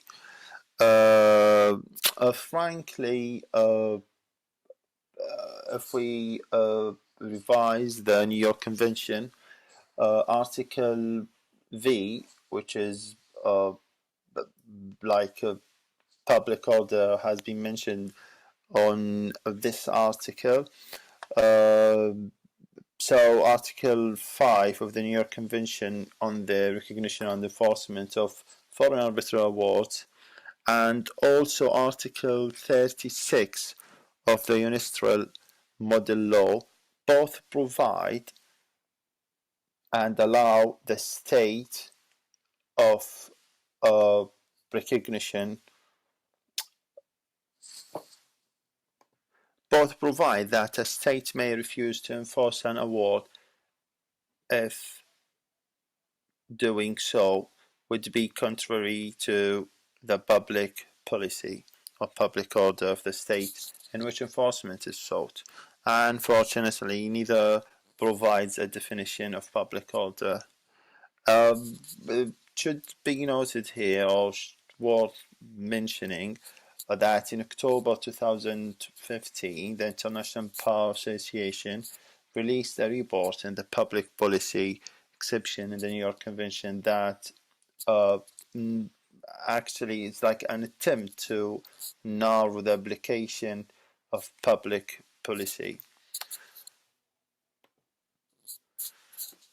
The importance or the significance of the research, there's no doubt that the enforcement of arbitral award is the main aim of the New York Convention, and it's the most crucial part of the process of enforcement of arbitral awards. However, by involving this term without any elaboration or explanation, the signatories render this convention less effective, and hence arbitration parties will be less confident about the efficiency of this convention and to what extent the signatories are adhere to apply its provisions. Therefore, the significance of this research based on clarifying public order exception and hence limit the ultimate authority of national courts to refuse enforcing foreign arbitral awards.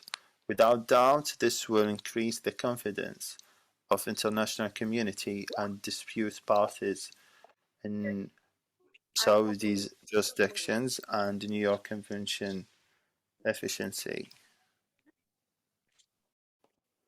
Firstly, the research aims to examine the concept of public policy in Saudi Arabia and how did Saudi legislator identify public order. By this, the study seeks to conduct specific definition of public order. Secondly, since Sharia law plays a crucial role in Saudi's legal system, it will be crucial to find out Sharia effects on the on Saudi's public policy. Finally, the study seeks to investigate to what extent do arbitration law in Saudi Arabia comply with the New York Convention regarding public order. Regarding the results, it's hard to give a final result regarding this topic, but what I hope, like a potential result, it's to like identifying precisely the notion of public policy, and by doing so, the study seeks to clarify the nature of Saudi jurisdiction regarding public order, narrowing the ultimate authority of Saudi's courts, and promoting arbitration as a significant alternative dispute resolution method in the field of international commercial disputes.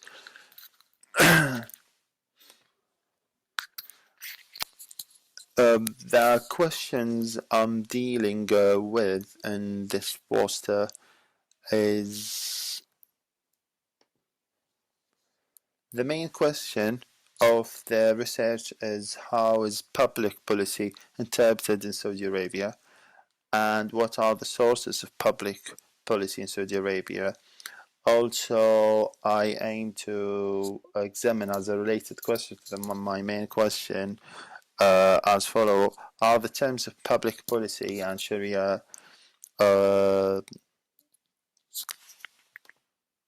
in Saudi Arabia? Finally, do arbitration laws in Saudi Arabia comply with the New York Convention? Research methodology. As it can be noticed from modern legal research, which often depends on a combination of legal research methods to answer the research questions, the present research is no exception. As I mentioned before, this poster is like a part of a thesis. So the thesis relies on two key research methodologies. Firstly, legal doctrinal analysis, and secondly, a comparative methodology with a limited resort to an interview study. Doctrinal analysis is the traditional legal methodology. The role of the analytical approach is to study why a set of legal norms appears at first glance to be not clear or difficult to understand, as in, for example, the case of the arbitration laws of the GCC state. Analytical study always aims to bring about consistency and coherence by providing an in-depth analysis of those legal rules. The laws and legal norms are usually linked to certain legal principles which can be detected by studying the relevant laws. Therefore, the analysis of these laws leads to an evaluation of the compatibility of these laws with the relevant principle and is explained according to that framework. And then I would like thank you for your time, and I'm more than happy to receive your comments. You can find my email in this video. Thank you again very much, and I hope I can present like next time with actual results rather than potential. Thank you very much.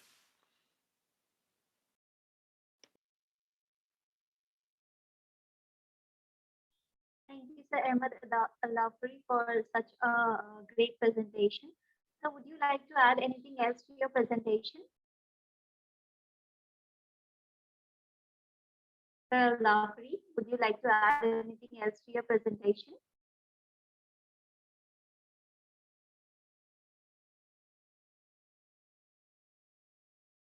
Sir Alafri, if you're saying anything, we cannot hear you as you're muted, so please unmute yourself.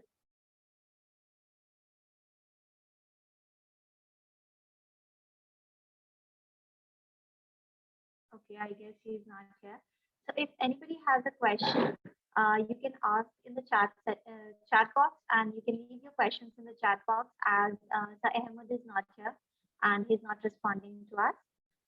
Moving forward with our presentations.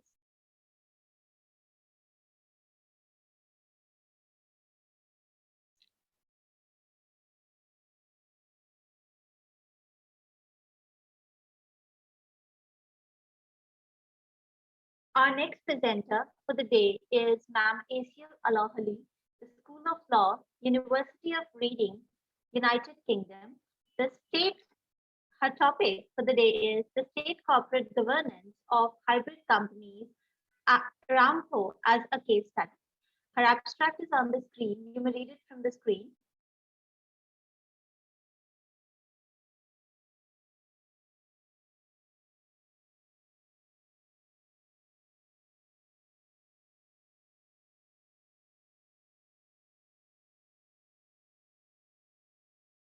Also, Ma'am Asiel has shared a small video presentation regarding her topic. So let's see what she has to say.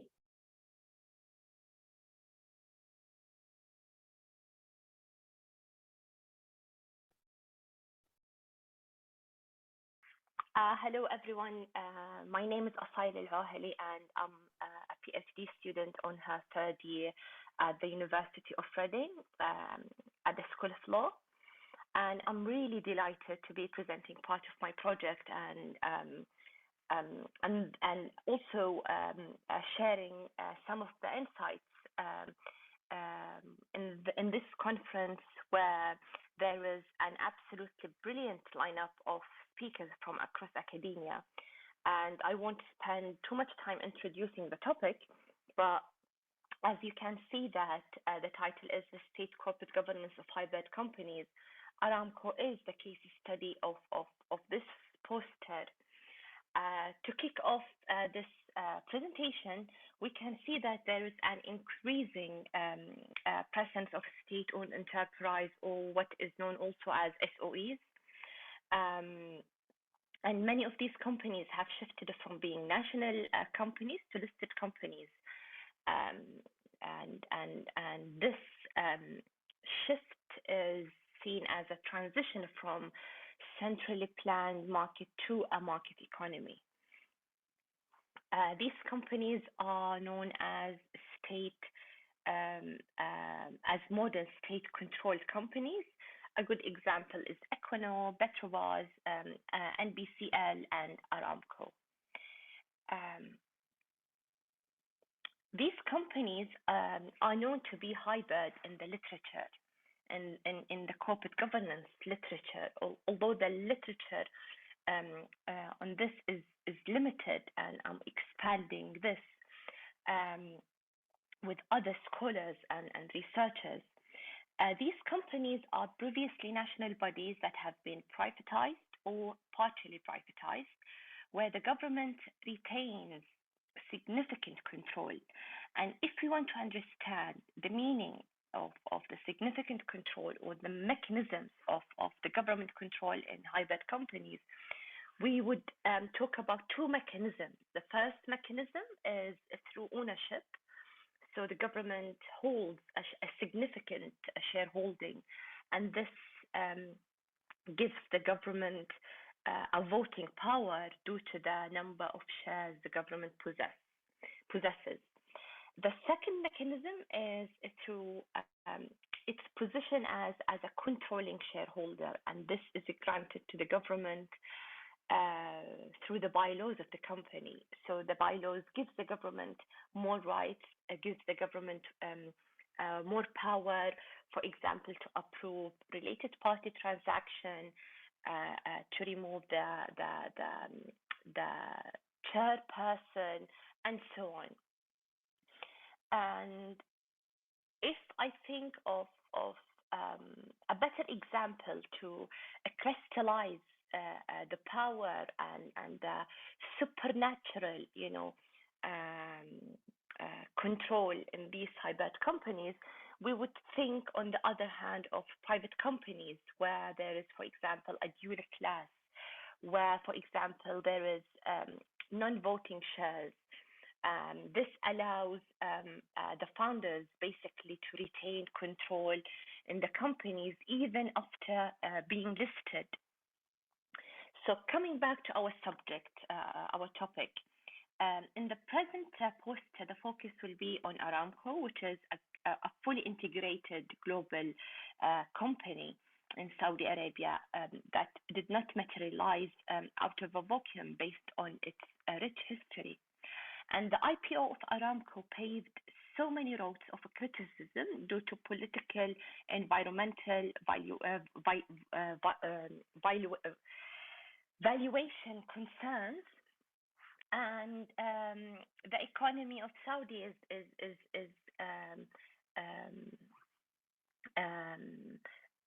let's say is driven and planned by the government. So this also is considered as one of the meanings of capitalism.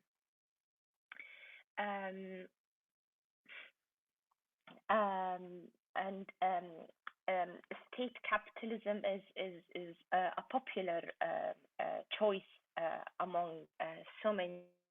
This can, for example, be seen in China, Russia, Brazil, for example,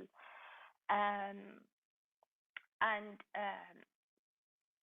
also Aramco is well known as the octopus because of its revenue, the company expansion, the company operation, and other reasons that for limited space and time in this presentation, I wouldn't be able to expand further. So the main question would be, what is the importance of Aramco as a case study in corporate governance? Company like Aramco or hybrid companies in general, where the government is either a controlling shareholder or a blockholder,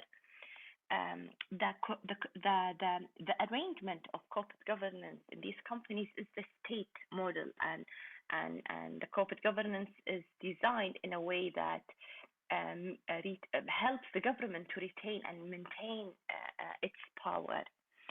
So exploring the state model of Aramco as a model of corporate governance redraws the boundaries of traditional corporate governance framework.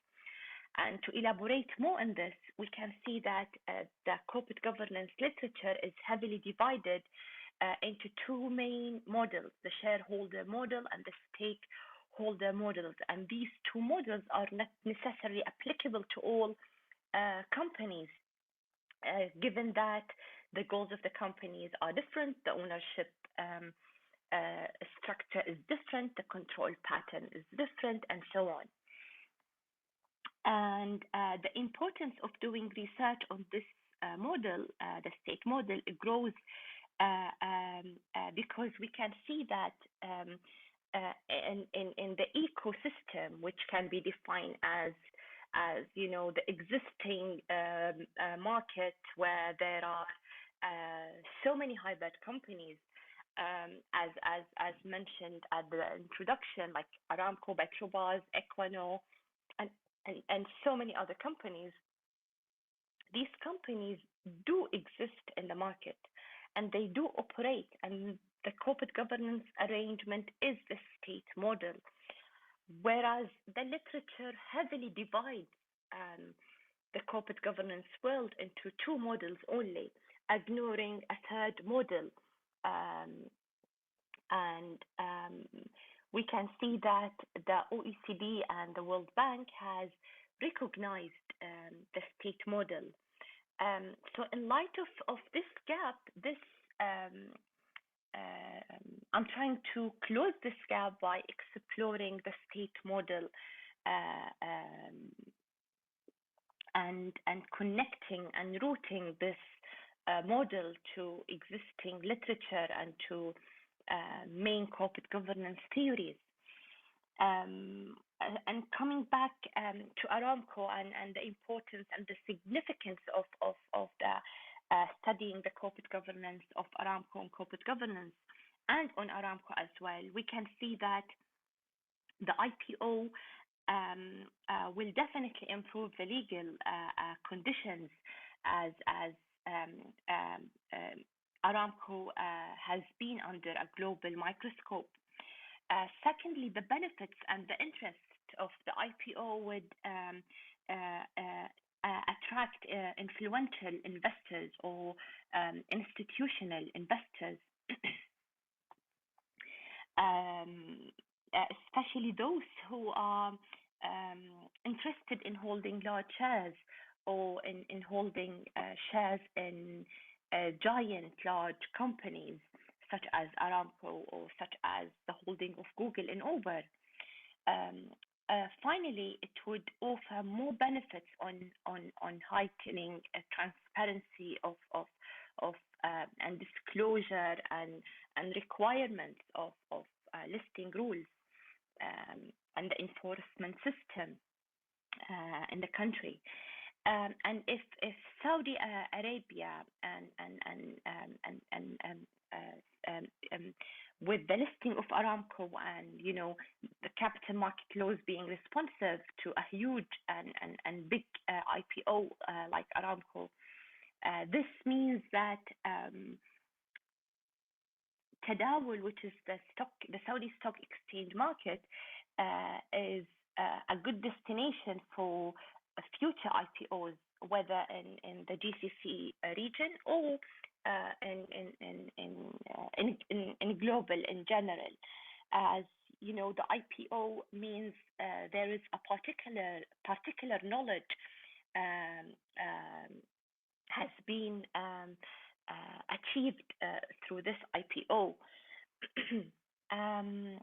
And after explaining the importance of Aramco on both corporate governance literature and also on the Saudi stock exchange market, we move to the research questions.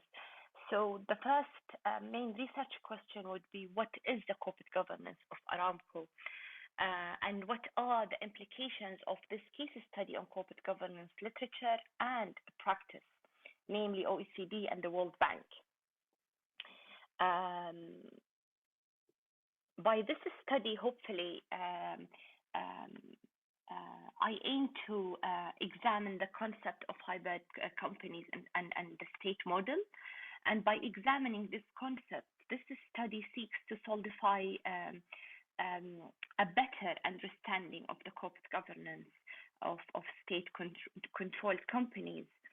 And secondly, since shareholder value is missed in this corporate governance arrangement, it will be crucial to understand and navigate deeper into the interconnection between power, control, ownership, and the goals of hybrid companies, since they are not run for the maximization of shareholders.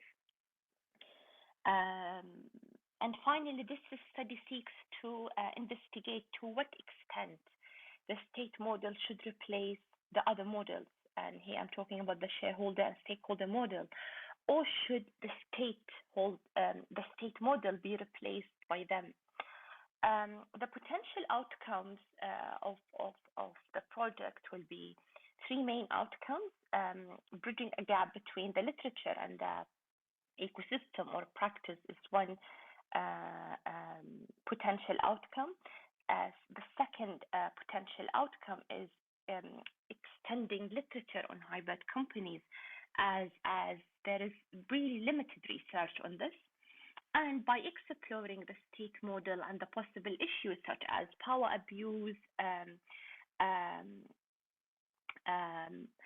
maybe this like investor might be discouraged to invest, there will be more regulatory responses that might mitigate such issues and concerns. And there are so many good examples in the world where there are regulations that have addressed companies where the government retains control or where there is a private investor controlling the company. So we have a higher and more requirements on these companies, or they may be listed in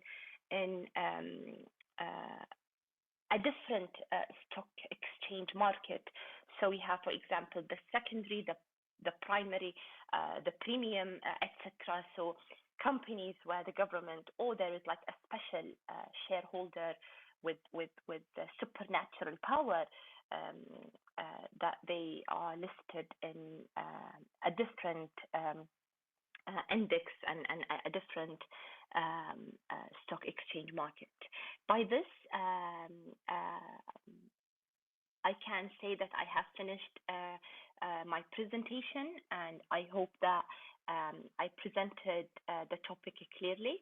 And please do contact me through my email, which can be seen in the contact information box. If you have any question or any comment, this would be highly appreciated. Thank you again for the conference and for the audience for your time. Thank you so much indeed.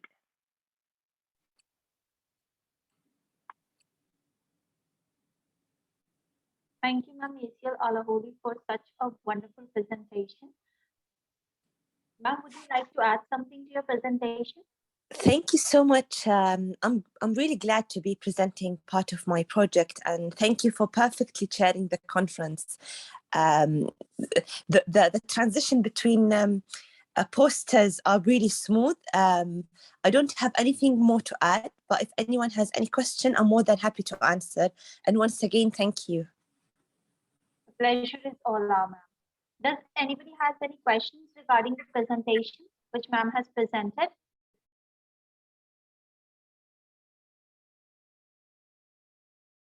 Okay, if anybody does, then they may leave their questions in the chat box, and we will revert you back with the answer given by Ma'am Asia. And moving forward with our presentations.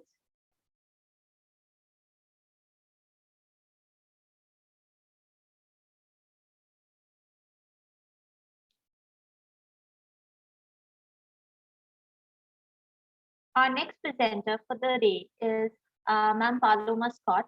She is from the Department of Psychology, Insight Solutions, Psychology Inc., Calgary, Canada. Her topic for the day is psychic suffering at work and defensive strategies of outsourced worker at building constructions. So her abstract is on the screen, and you may read it from the screen.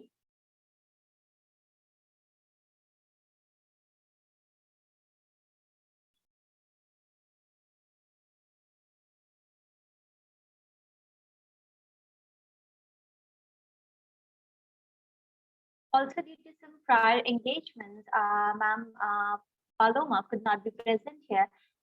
So we are moving forward with our next participant.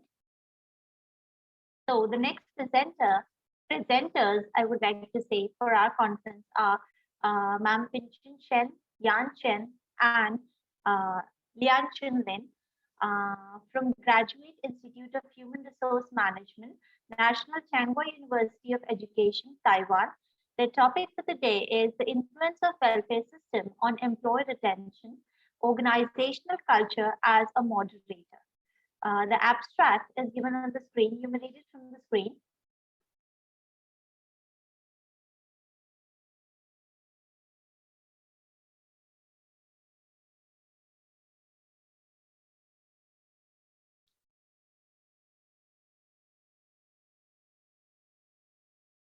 Also, our presenters have made a small video presentation regarding the presentation. We would like to play the presentation. Let's see what they have to say regarding the topic.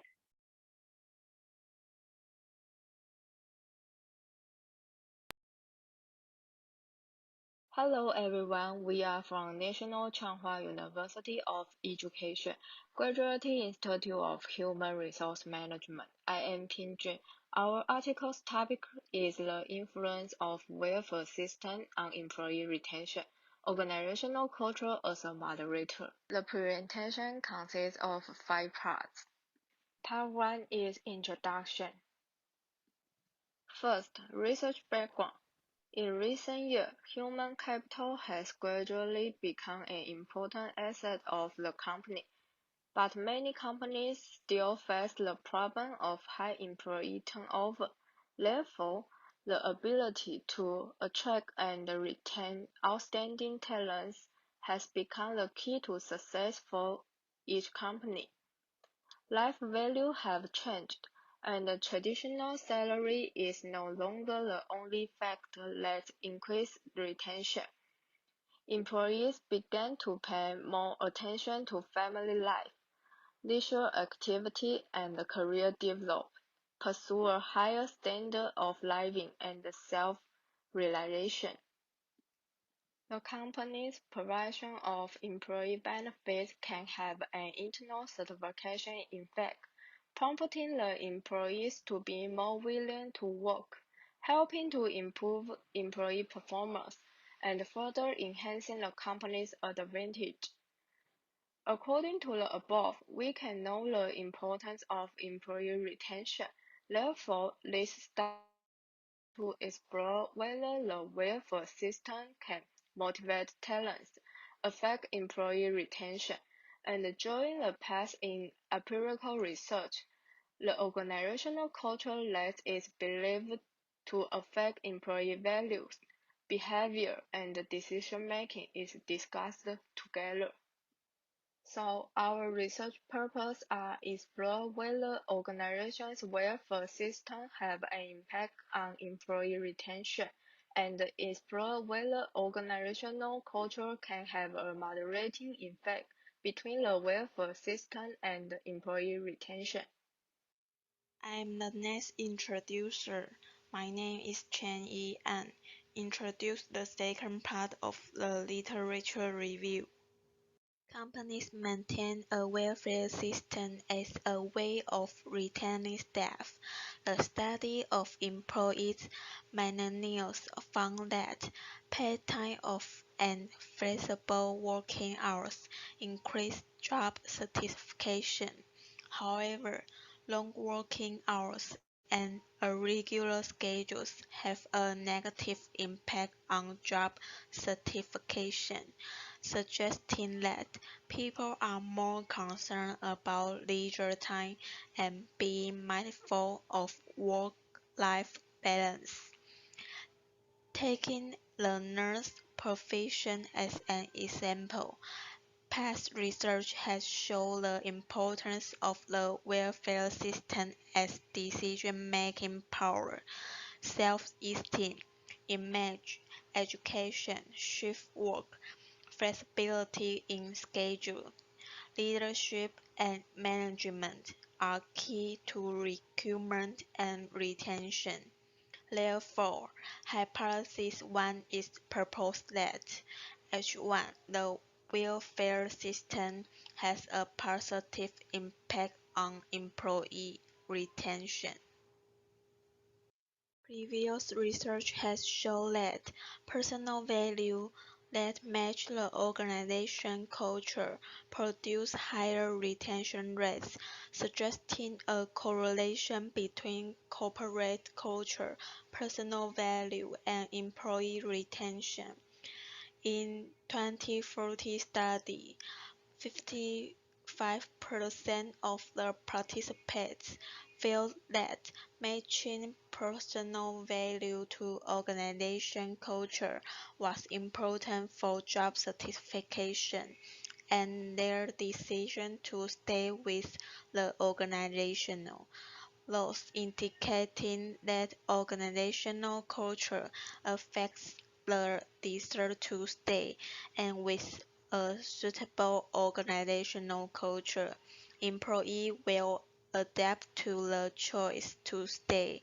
Therefore, hypothesis 2 is proposed in this study. H2 organizational culture has significant moderating effect on the relationship between the welfare system and employee retention. Next, the third part of the method. This is our research structure and hypothesis. Hypothesis 1. The welfare system has a positive impact on employee retention. Hypothesis 2. Organizational culture has a moderating effect on the relationship between welfare systems and employee retention. Our study used questionnaire survey to measure. The welfare system questionnaire was prepared by Chen Huxie, 2004. The organizational culture project used a scale developed by Willig, 1983. The employee retention item is a questionnaire developed by Yang Wei-xie, 2013. The research sample is based on people who currently have work or part-time work experience. I am the last introduction. My name is Liang Junlin. The first part is the results. Hypothesis 1. The welfare system has a positive impact on employee retention. When the company provides employees with medical benefits, working hour benefits, medical benefits, and reputation separation benefits, employees are more likely to stay on the job. Therefore, we suggest that the company should provide diversions and complete employee benefits and activity expand the welfare system so that employees can feel a company invitation, improve employee satisfaction, and flow product provide follow up after to a win-win situation. Hypothesis 2. Organization culture has a moderating effect on the relationship between welfare system and employee retention. Possible reason: when organization culture mainly improves employee retention behavior, it is not a major factor in the return willingness. And one factor, example, it's not easy to find a job during COVID-19, so we should seek good one first, and then we have to no information to live for now. The last part is conclusions. Limitation. Research situation is too simple. There are few variables and there are not many influence ideas among variables. The research sample is to occultation and our age or application is operations concentration in the sentence populations, which led to error in the results, resulting in the insufficient sample representation and lack of actual variables. The discharging time of the questionnaire was during the COVID-19 period, which caused the reports to consider the effective when answers, and last the evaluation and application of the organization answer, resulting in the error in the results. Future research station puts each variable into multiple factors and decide the contention of the correlation to meet the meaning of the question. After the rising to the cross anything to explore the conclusion and conduct more in-depth research. Although hypothesis 2 does not explain its findings during the research that organization culture has a high severity impact on employee retention, suggests can affect organization culture. If sessions are vary of the different dimensions, deep is better which organization culture after employee retention and put forward refund hypothesis and analyze employee retention again and may get more different results. Thank you all. Above is our report. Thank you for watching.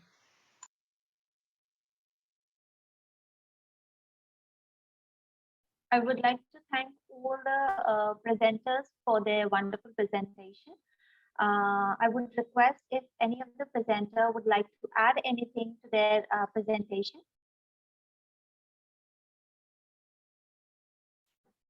Either Ma'am Pinchun or Ma'am Yan or Ma'am Lianchun. Anyone would like to add anything to their presentation? Thank you all again for listening and also thank for the conference. The pleasure is all ours, ma'am. And Yan ma'am, would you like to add anything to your presentation? We want to share this report because in an era of labor shortage in Taiwan, and better social welfare can keep employees on the job more work hard.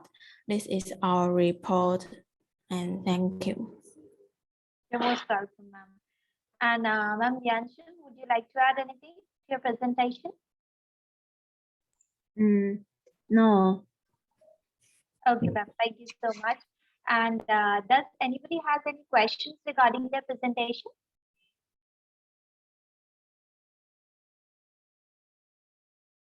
Okay, if anybody does, can leave the questions in the chat box and we'll revert you back with the answers of our presenter. And moving forward with our presentations,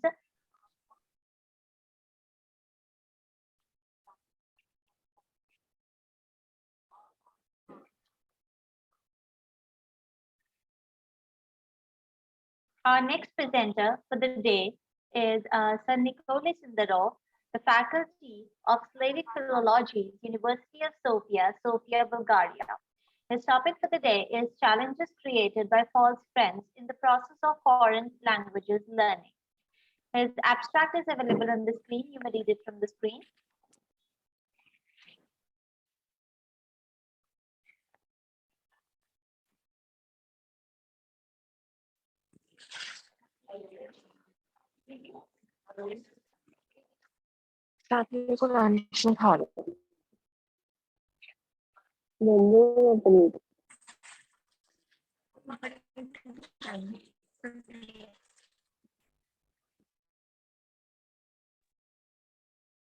Also further, Sir Nicole has shared a small video presentation regarding his presentation. We would like to see what he has to say regarding his topic.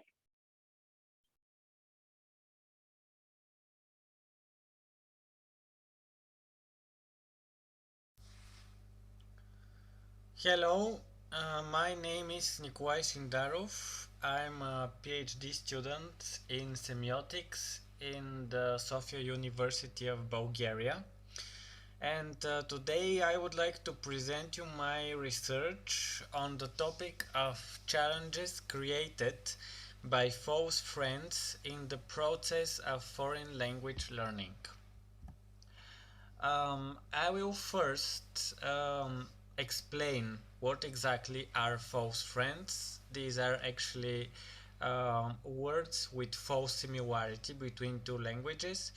I will explain what kind of problems they are expected to create, what does the science says so far about this.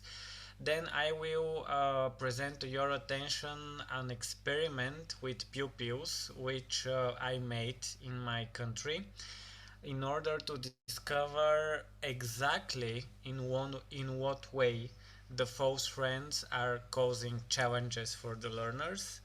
And finally, I will present to you my conclusions. So, what are false friends and what kind of problems they are causing?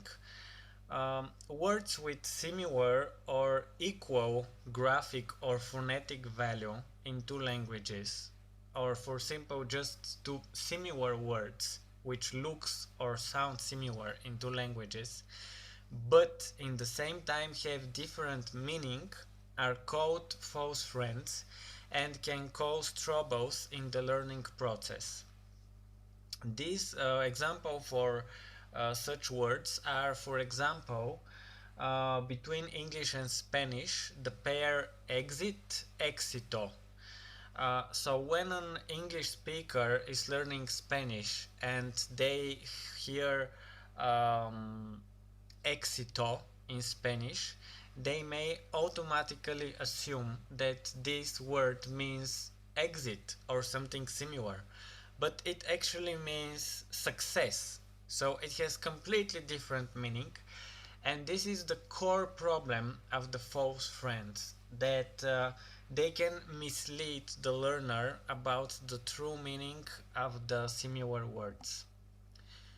So what does the science say about false friends? They are a serious challenge and are difficult to get around, say Oniu and Català. Lerchundi and Moreno in 1999 conclude that most mistakes committed by a group of students who were making technical translations were related exactly to false friends. Garudo makes one step further in terms of theoretical explanation why the false friends cause errors, and says that the students spontaneously activate mental hypotheses when trying to understand a new word. So basically, when you hear a word in a foreign language which sounds similar, you subconsciously already activate some association with this word, which may or may not be correct. And if it's not correct, that's a problem, because this association is really triggered so spontaneously and subconsciously that it's virtually or absolutely impossible to control. Van Patten in 1996 says that the attention of the learner is first attracted by the core meaning of the word, and that the learner takes their primary attention to the lexical meaning rather than the grammatical meaning of the word. So for example, when you hear the word escribir in Spanish and you learn that it means to write, you may immediately learn that it means to write, but it is harder to memorize what precisely related to writing it means. Is it writing? Is it I write? Is it you write? Is it I wrote? Etc. So what hypothesis can we express before proceeding with the experiment? Based on the statement of Van Patten, which I just discussed, it should be expected that the grammatical mistakes related to the false friends will be more common than the semantic mistakes. You know, the semantic mistakes is something related directly to the meaning of the word, to its core meaning, while the grammatical mistakes relate to the specific meaning, to the conjugation of the verb, or whether it is a verb or a noun, etc. So let's look at the experiment, which was concluded in which was made in Bulgaria. 38 pupils aged between 11 and 12 years took part in the experiment. Their native language was Bulgarian. They were separated in two groups, and one of the group was learning Slovene and the other was learning French. All the pupils declared that they have never studied in their life the corresponding language of their group. So it was just made sure that there is no past knowledge of the language. The pupils played a mobile game teaching them educational game, teaching them 50 words, and they took a test on the next day in order to find out what they have memorized. The results, let's first discuss it to the learning success. For the Slovene group, the average was 38 acquired words out of 50, or 76%. And for the French group, the average was 32 memorized words out of 50, or 64%. So the results were quite stable, quite good, and we can say that the method of teaching as a whole has been effective before proceeding to discussing the results related to mistakes.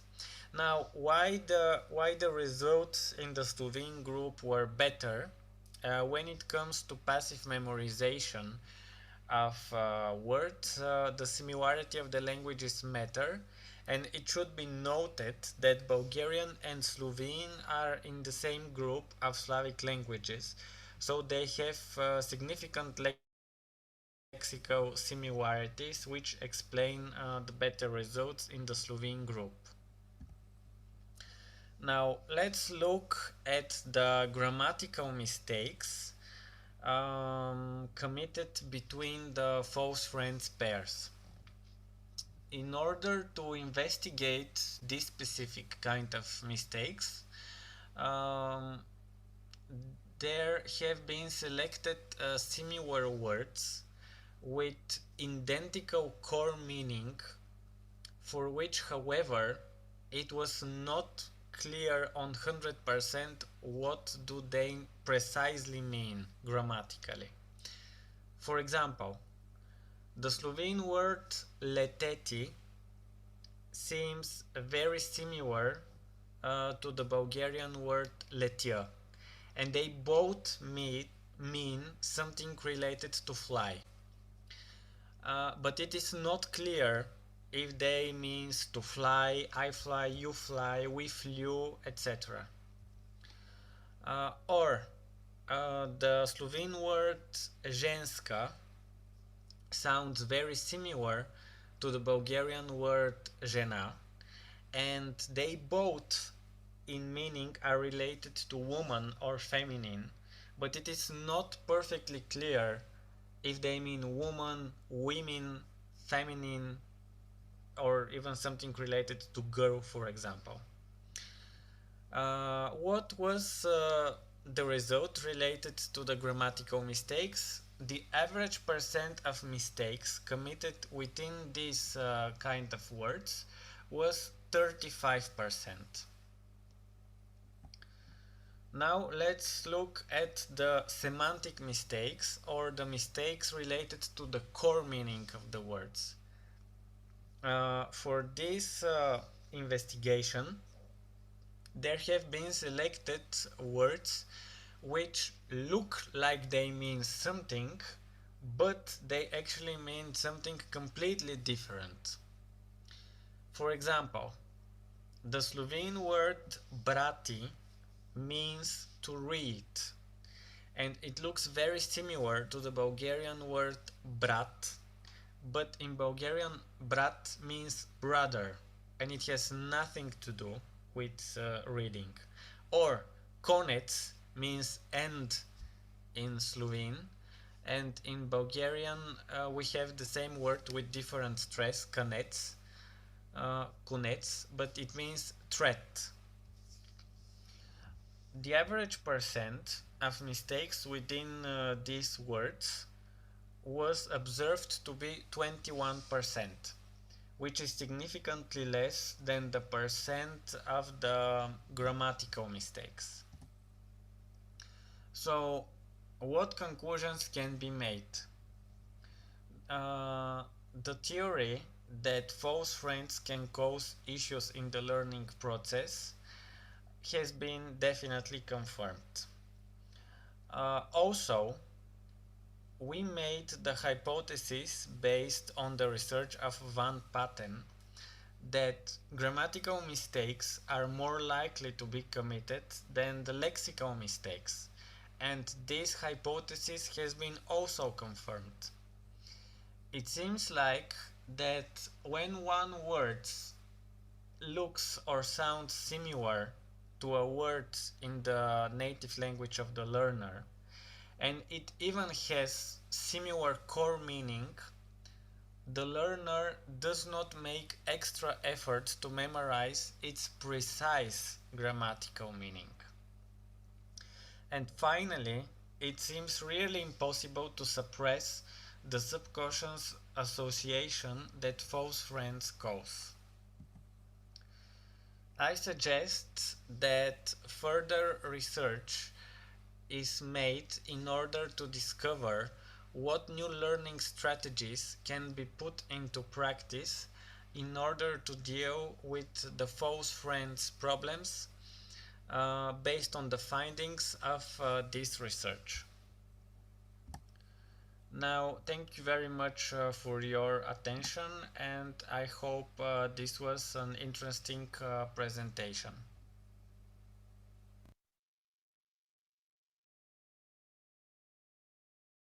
Thank you so much, Sir Nicholas Indaro, for your super presentation.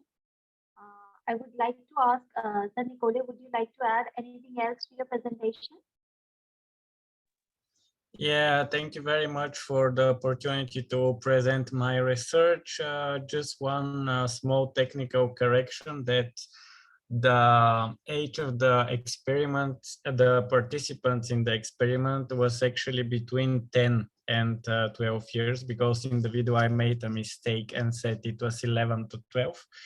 And in general, this is it. And if someone has questions, I will be happy to try to answer. Thank you. Thank you so much, sir. It was indeed a super presentation. Does anyone has any questions regarding the presentation? Would anyone like to ask any questions to Sir Nicole? Okay, so moving further with our conference, our next participant is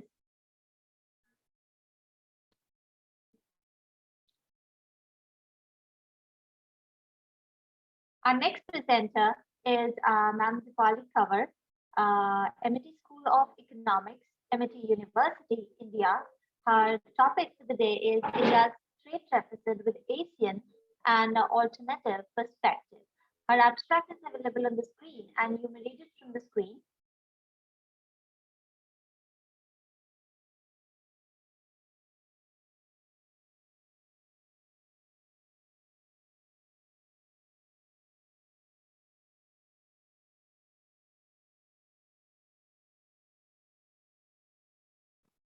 Also, Ma'am Dipali has made a small video presentation regarding to her topic. Let's see the presentation.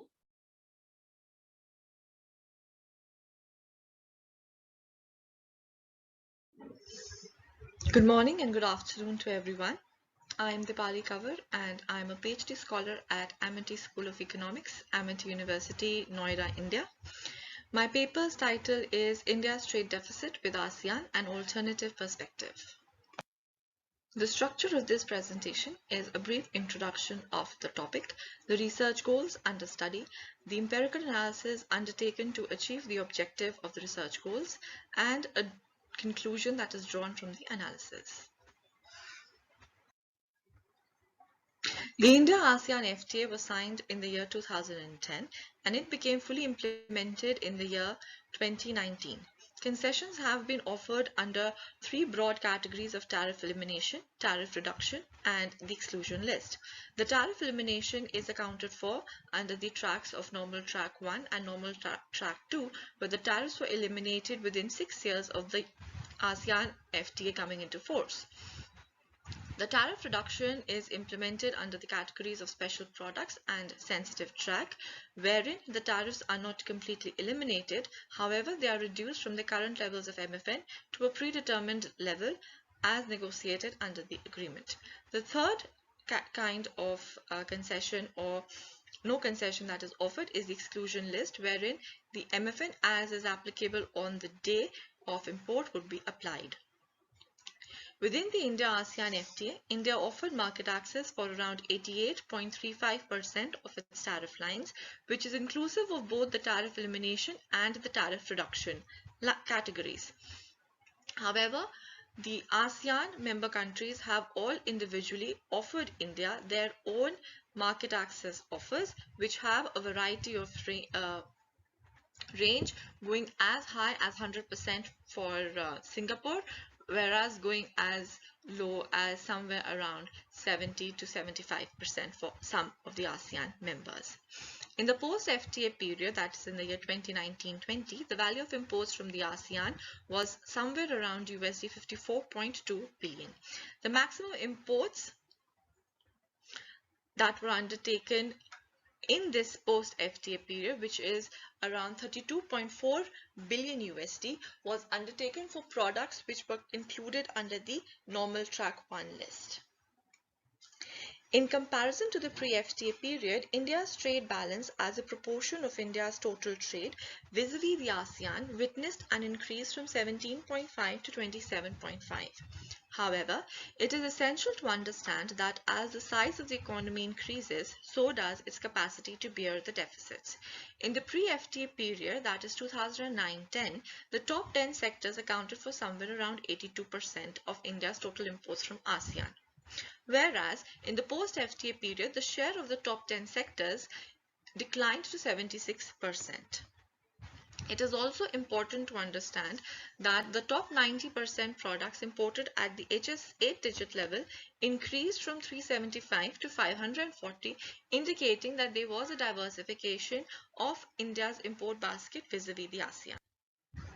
The research goal of this paper is to analyze the structure of trade of India vis-a-vis ASEAN over the years, analyze the trade of goods liberalized under the agreement, and how the MFN and tariffs under the FTA influence trade. To undertake this empirical analysis, a study of India's trade with ASEAN has been undertaken. Around 74% of Indian tariff lines at the HS 8-digit level have a zero duty vis-a-vis the ASEAN countries. Around 11.6% have been kept under the exclusion list, and around 14.2% of Indian tariff lines have reduced duties. India's trade deficit vis-a-vis ASEAN in the year 2018 was somewhere around USD 21 billion. India's total trade with the ASEAN countries over this 10 years of implementation has increased by nearly 98%, with the increase in India's imports being at 114.6%, which is significantly higher than the increase in India's exports, which is at 73.9%. We see that India faced a trade deficit with the ASEAN, and ASEAN is not a major importer of the product categories where India holds an export advantage. It is important to understand that India has to tackle stiff competition from Chinese exports to ASEAN, proliferation of the non-tariff measures, lack of transparency in customs operations, inequitable tariff reduction measures, and disparity in tariff classification norm for non-originating material. However, India's growing integration with ASEAN in the global value chain, along with its trade and services and investments, have a lot of scope for exploration. We see that India's key products of essential use imported from the ASEAN are palm oil, coal, natural rubber, and beans. And if the import of these four products is removed from the total imports of India from the ASEAN, we see that India's deficit reduces significantly from 21 billion USD to only 6 billion USD. Furthermore, when we study the structure of India's imports from the ASEAN countries, we see that for the average period between 2016 to 2018, 62.46% of India's imports from the ASEAN were accounted for by raw materials and intermediates, whereas only 15% of total imports were accounted for by the consumer goods. However, if we see our export basket, we see that for the same time period, around 37% of total India's exports were under the consumer goods, whereas raw materials and capital goods accounted for nearly 18 and 16% respectively. The SOP classification indicates that the percentage increase in India's exports to ASEAN countries has been highest for the products under the category of consumer goods, and India's imports have been highest for the products under the category of the capital goods. Further, to understand the FTA utilization, it is required that we analyze the FTA tariff structure and the MFN tariff structure. When we go for this analysis between the study of MFN and the FTA tariff structure, we see that in 2018, of the total imports of India from ASEAN, 14.23% imports had lower MFN than the FTA tariffs, primarily raw materials or intermediates, with a few also being consumer goods. However, we see that for some products like crude palm oil and coal, the FTA tariff was actually higher than the effective MFN. For example, crude palm oil had an FTA tariff of 37.5%, but the effective MFN, considering the end-use exemption, was only 7.5%, whereas coal has an FTA tariff of 5%, but the effective MFN was 0%. On a complete analysis of the tariff structure, we see that there were 20 products where FTA tariffs is higher than the effective MFN. Therefore, there is a need to analyze India's trade under the FTA with ASEAN in cognizance with India's MFN structure and the structure of India's imports and exports in terms of the SOP and the technology intensity. When we try and understand the interplay between the MFN and the FTA tariffs, we see that for nearly 84% of tariff lines, the FTA tariff was less than the MFN tariff, which is broadly distributed for 7% of the agricultural products and 77% under the industrial products. However, we see that there is a case of an inverted duty structure, which can be seen in the case of the aluminum, wherein the duty on the intermediates is more than the duty on the consumer goods under the FTA. For example, the aluminum ingot, which is an intermediary good, has been kept under the exclusion list of the IFTA and faces a 7.5% duty. However, the articles of aluminum, which are made from aluminum ingots, has a zero duty. Therefore, showing that there is an inverted duty structure that has been created because of the FTA. So this is actually impacting the domestic production, as it's cheaper to buy the finished goods than import the raw materials or intermediate goods and manufacture in India itself. However, there are also cases where the MFN is preferred to the FTA tariffs because the MFN is lower. India imported USD 675 million worth of pepper and around 57 billion worth of palm oil since the IFTA was implemented. Both have been kept under the special products category in the IFTA. However, if we see, pepper has an FTA tariff of 50%, but the effective duty, which is actually paid, is only 30%. Crude palm oil has an FTA tariff of 37.5%, but the effective MFN is only 7.5%, indicating that they are products which have huge value in terms of the imports. However, there is a possibility that the FTA is not the reason why the imports of these products has actually increased, because the MFN route could be preferred over the FTA route as the tariffs are significantly lower. The conclusions that can be drawn from this analysis is that since the implementation of the FTA, India's imports have seen a higher percentage of increase than India's exports vis-a-vis the ASEAN countries.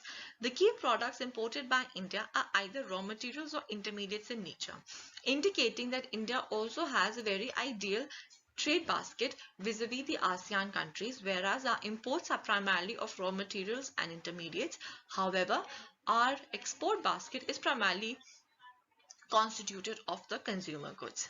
India's exports might not have improved bilaterally vis-a-vis the ASEAN. However, the value addition which is brought into the imports from ASEAN has been able to facilitate the increase of India's overall exports to the world. We also see that the key imports from the ASEAN, which is crude palm oil and refined palm oil, actually face lower MFN tariffs as compared to the FTA tariffs, and indicating that FTA is the reason behind the increase in imports of palm oil from the ASEAN country might not actually be true. Furthermore, because of the lack of disaggregated data in terms of the trade occurring under the MFN route and under the FTA route, we are unable to present forth the exact proportion or the share of imports which is happening under the FTA. However, if in future there is the availability of such kind of utilization data, this analysis can either even furthermore be augmented and can be analyzed.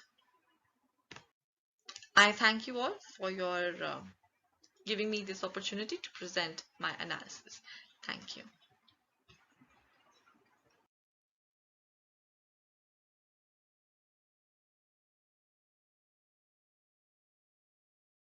Thank you, Ma'am Dipali, for the superb presentation.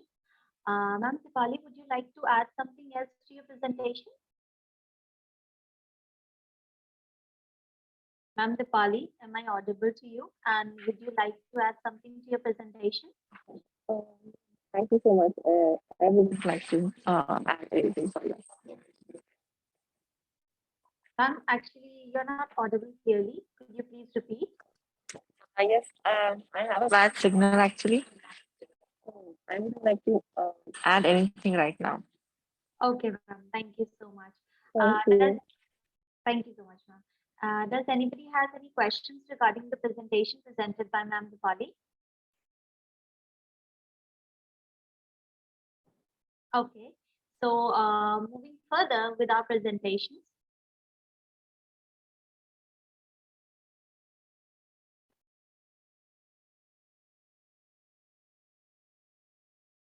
Our last presentation for the day is from Sir Robbie Poonawan, School of Business and Management, Institute Technology, Bandung, Indonesia. His topic for the day is Development of Comment of West Java Province Performance Appraisal System. His abstract is on the screen and you may read it from the screen.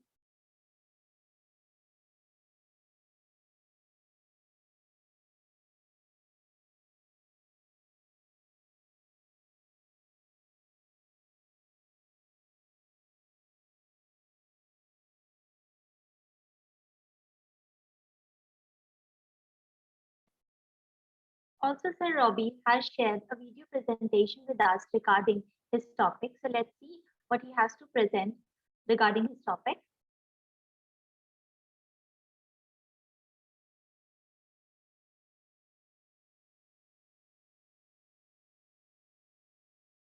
Hello, good morning. My name is Robbie Purnawan, and I am an MBA candidate from School of Business and Management, Institute Technology Bandung, Indonesia. And at this opportunity, I would like to present my paper titled Development of Government of West Java Province Appraisal System. First, I would like to give you a glance about West Java itself. So West Java province is one of the provinces with a large area in Indonesia, and it has a lot of potential natural resources in the form of mountains, jungle, seas, beaches, and rivers. And it consists of 27 cities and regencies that have administrative relation. The province with the largest population in Indonesia, which is 48 million people, and consists of 46 regional agencies that have their respective main tasks and function to manage the authority of West Java province. So West Java province has the vision to achieve West Java inner and outer champion with innovation and collaboration. And to achieve that vision, West Java has mission to forming a various human and then also forming improvement in innovative public services, accelerate the growth of sustainable environmental and also development on connectivity and structuring, also improving productivity and economy in digital technology mainly, and also realizing innovative governance. But on top of that, West Java Province has concern to provide public services to the community to create prosperous society. It is one of the local government, one of the 34th provincial government in Indonesia, and coordinate also manage provincial affairs in 27 cities and regencies, and handling public services for the nearly of 50 million people in West Java Province. To achieve the vision, West Java Province has strategy in productivity and growth. In productivity, it has a strategy to improving the human resources or government employees, and also streamline regional revenue and expenditure budget, one of which is employee performance allowance. And in growth strategy, they do adding a new product development and innovation, and one of which is the innovation in employee performance appraisal system.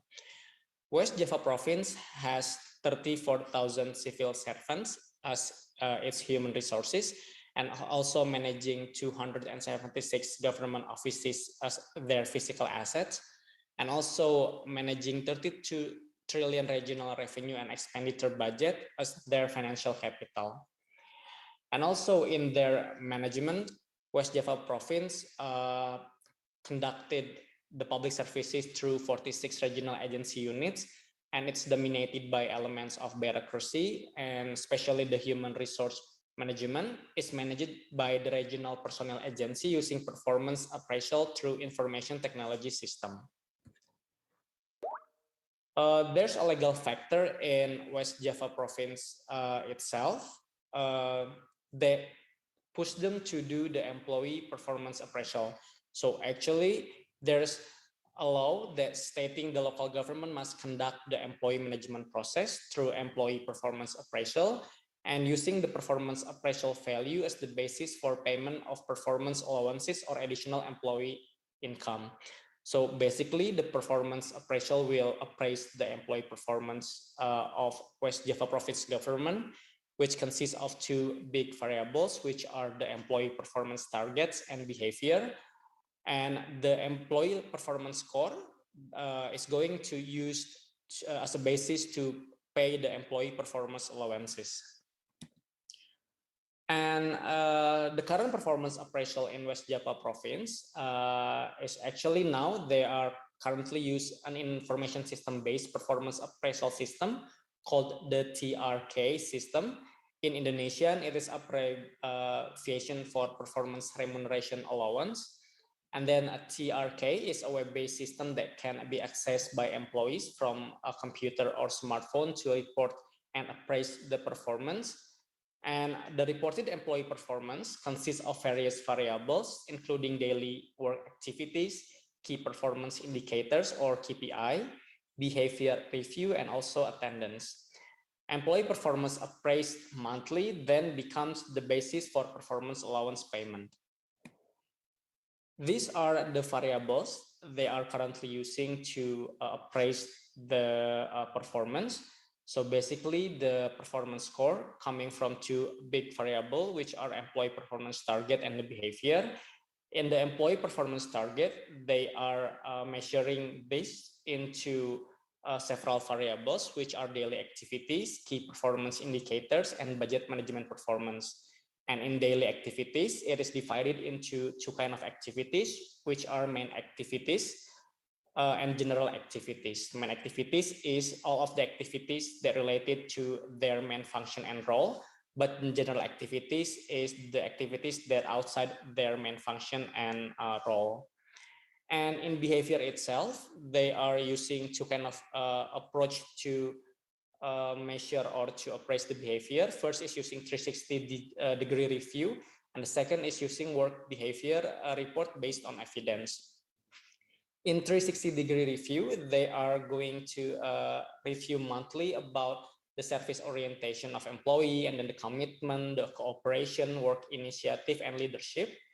And from work behavior report based on evidence, they are going to calculate the data about the leader's special instruction, meeting reports or briefing, work initiative report, and then attendance to the office, working minutes, and then punctuality at the weekly ceremony, and also subordinate presence. And all of these variables are going to calculated by system that going to end it up into performance score and as a basis for the performance allowance. So what happened right now in West Java province? Actually, from the performance assessment conducted from the January 2020 to July 2021, the average employee performance score tend to keep increasing. And also, as you can see from the graph on your screen, the result of the employee performance appraisal in June. So I took the data specifically on last June. The distribution of employee performance is concentrated in the range of values above 90%, with 88.7% of employees are having performance score between 90 to 99.9%, and only 2.7% of employees have performance score below 80%. And also later on, when I'm zooming into each regional department with the highest and lowest average performance score, the employee performance score in each department is also concentrated above the value of 90%. So you can see this is like some of the regional agency. The performance score in each department is concentrated above the value of 90%. But in contrast, this very high employee performance is not in line with organizational performance. For example, the performance of the regional planning and development agency employee is compared to the problem of inequality that still exists, which is one of the responsibility of the regional planning and development agency. So as you can see on the left side is the graph that's showing the employee performance score in the agency. And in the right side, you can see the inequality problem that still exists. And a very high performance score also affect the use of the performance allowance payment budget, because the performance allowance payment is made based on performance. So the use of a budget for payment of performance allowance is keep increasing month by month. So the issue that will be discussed in this paper is mainly about there's legal factors mandate for the implementation of employee performance appraisal and using it as a basis to pay employee performance allowances. So West Java province conduct employee performance appraisal, and the result, the average of employee performance score are high. But ideally, high employee performance is also in line with organizational performance in solving development problems. And also the high employee performance score affect the large expenditure of the West Java provincial government in paying employee performance allowances. But in contrast, there are still development problems faced by the West Java provincial government, and also the expenditure are not commensurate with the expected outcomes. So that is why the performance score is not in accordance with the actual employee performance, and the performance appraisal system needs to be evaluated and developed. Moreover, the current performance appraisal system does not support the West Java vision to become the champion province. The champion province means to provide the best public services to the community and become the best province in various ways, one of which is the absence of development problems. This can be achieved if employees as government actors can perform their best performance, and the best performance is measured through a performance appraisal system. A good performance appraisal system can differentiate well-performing employees among the rest, but currently the existing performance appraisal system cannot perform that. To do the research, I'm using the mixed method approach, and also using interview and focus group discussion as my primary data, and using the government internal regulation data and documents, also website, relevant journal and article as my secondary data. And then also focusing on this framework about employee performance to evaluate and seeing deeper about the performance of employee in West Java province. But specifically, I'd like to going deeper into the method in behavior that they are currently using right now, because from the interview that I have conducted, the key respondent highlight that actually this method in behavior is one of the main problem they are currently facing, because the method they are using right now is giving really high score for the employee, which I will talk later in this presentation. So what interesting in West Java province itself, they have two kind of behavior method review. The first is the behavior review, and the second is peer review questionnaire. And what are the difference? So actually the behavior review is part of the performance appraisal to assess the work behavior of employee according to the regulation of the central government. And it is used as a basis for a payment and has some of the question, and also using graphic rating scale method. And they are review the peers by putting the answer whether one employee always, often, or sometimes doing some kind of activity as indicators of their behavior. But there's no other rating rules in the behavior review. So as you can see on the second graph, the orange graph, the blue graph showing the score distribution. They mainly showing us it gives us like a really high score of peer review. And to adding those behavior review West Java province has right now, West Java is using peer review questionnaire that actually it is initiation of the government of West Java province to obtain comparative and complementary data on employee work behavior. And the peer review itself used as consideration for employee career development. And peer review questionnaire has some kind of rating rules, which are the number of different values entered is at least 3, and then the diversity of values or standard deviation at least 0.6, and it is going to be calculated automatically through system or by system. And the more diverse or non-monotonous the input values, the higher the diversity of values or standard deviation. So actually these two kind of behavior method is going on in West Java province to complete the performance data, because the data from behavior review give us a high score, and it's become the problem when it comes to decide and pick which are the highest performance employee. There's going to be put or placed in the higher position in the government. So to help to make those decisions, then West Java province using peer review questionnaire to compare and to as a commentary of the data.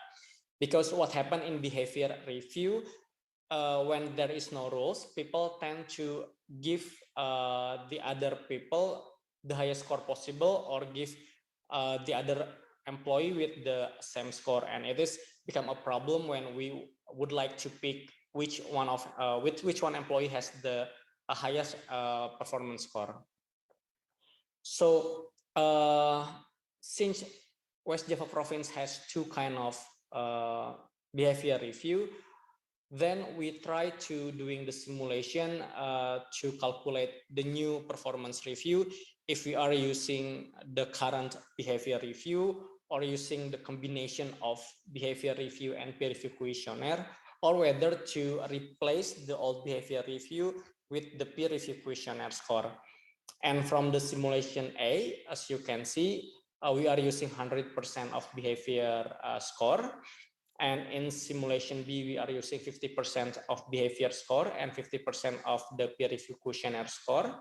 And in the simulation C, we are using 100% of peer review questionnaire score. So in simulation C, we are replacing the behavior score they currently used right now. And from the result on the graph, as you can see, the graph from simulation C giving us more distributed score comparing to the simulation A or B's graph. And from the result of confirmation and validation to key respondents, simulation C is considered more suitable and describe the current performance condition of employee when compared to the performance score generated from previous performance appraisal. Not to mention seeing the potential efficiency of the performance allowance budget that can be used for other development priorities. So from this research, we found that actually the method of peer review questionnaire they are currently used by West Java province right now can address the issue and problem in the old behavior review used by probably many organizations, because in the normal behavior review, people will just give kind of normal score to everyone, and they are going to give a same score to everyone. So when it comes to pick the highest performance, the employee with the highest performance, we are going to have a trouble and facing a hard time. But with this kind of peer review questionnaire, it's helped us to kind of distributed the distribution of employee performance score, and also in West Java case itself, it helped to give a high number of potential efficiency of performance allowance budget.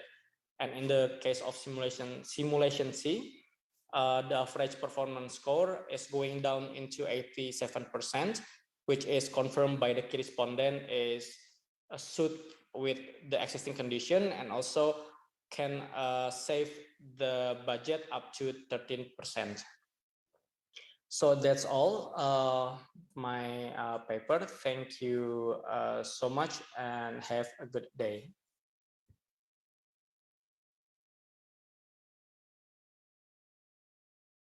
Thank you, Sir Robbie Poonawan, for such a wonderful presentation.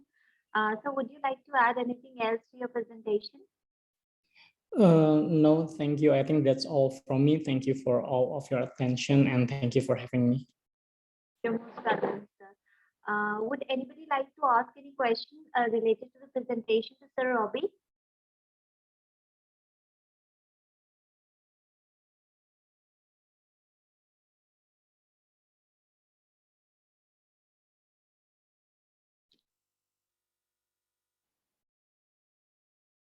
So thank you everyone. With a great pleasure and enthusiasm, I would like to conclude that the conference was a great success. Many people have contributed in different ways to turn this event into a smoothly running conference with very interesting presentations. This conference has resulted in good discussions and networking. I owe my gratitude to all the presenters and patient listeners, to the coordinators and whole staff of Eurasia Research for their constant support. I would also like to thank all the universities and institutes who have sponsored our participants and people who have directly or indirectly contributed in the smooth conduct of this conference. I would like to inform you regarding our upcoming conferences. As Eurasia Research conducts conference every month around the world, in April, we are having our London and Amsterdam conferences. In May, we'll be hosting Berlin, Kuala Lumpur and Paris conference. And in June, we'll be conducting the Prague conference. You may also refer to your friends and colleagues to participate in the upcoming conferences. With great pleasure and enthusiasm, we would like to let you know that we are organizing Terra International Summit Program. The event is launched free of cost for all the researchers, practitioners, students, and educationists associated with us and who are even willing to join us. Our first summit was conducted on 15th of November 2021, and our second summit was conducted on 15th of February 2022. Both the events were a great success for all of us. The summit is like a TED Talk. The speakers will deliver their speeches on online platform and not on physical stage. You may check more about the event from the link shared in the chat section. And our third international summit will be held on 16th of May 2022.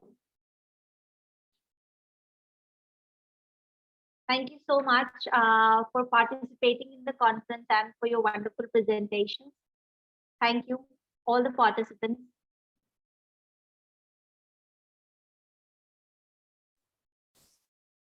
Thank you. You're most welcome, ma'am. Thank you, ma'am Lianchun. Thank you, sir Ahmed Al-Dafri. Thank you, ma'am Pinchun. Thank you. You're most welcome, ma'am. Thank you, Nicole, sir, for your presentation and your Yeah, thank you very much for this opportunity. Thank you. You're most welcome, sir. Thank you, sir Robbie, Yeah, thank you so much. as well as Thank ma'am. you. Thank you very much. Thank you. You're most welcome, sir. As well as ma'am Dipali, it was a great pleasure hosting you all, and hope to see you in our future conferences and upcoming conferences. Bye. Bye. Bye. Bye. Have a nice day. Same to you as well. Okay, bye. See you. Have a great day, everyone.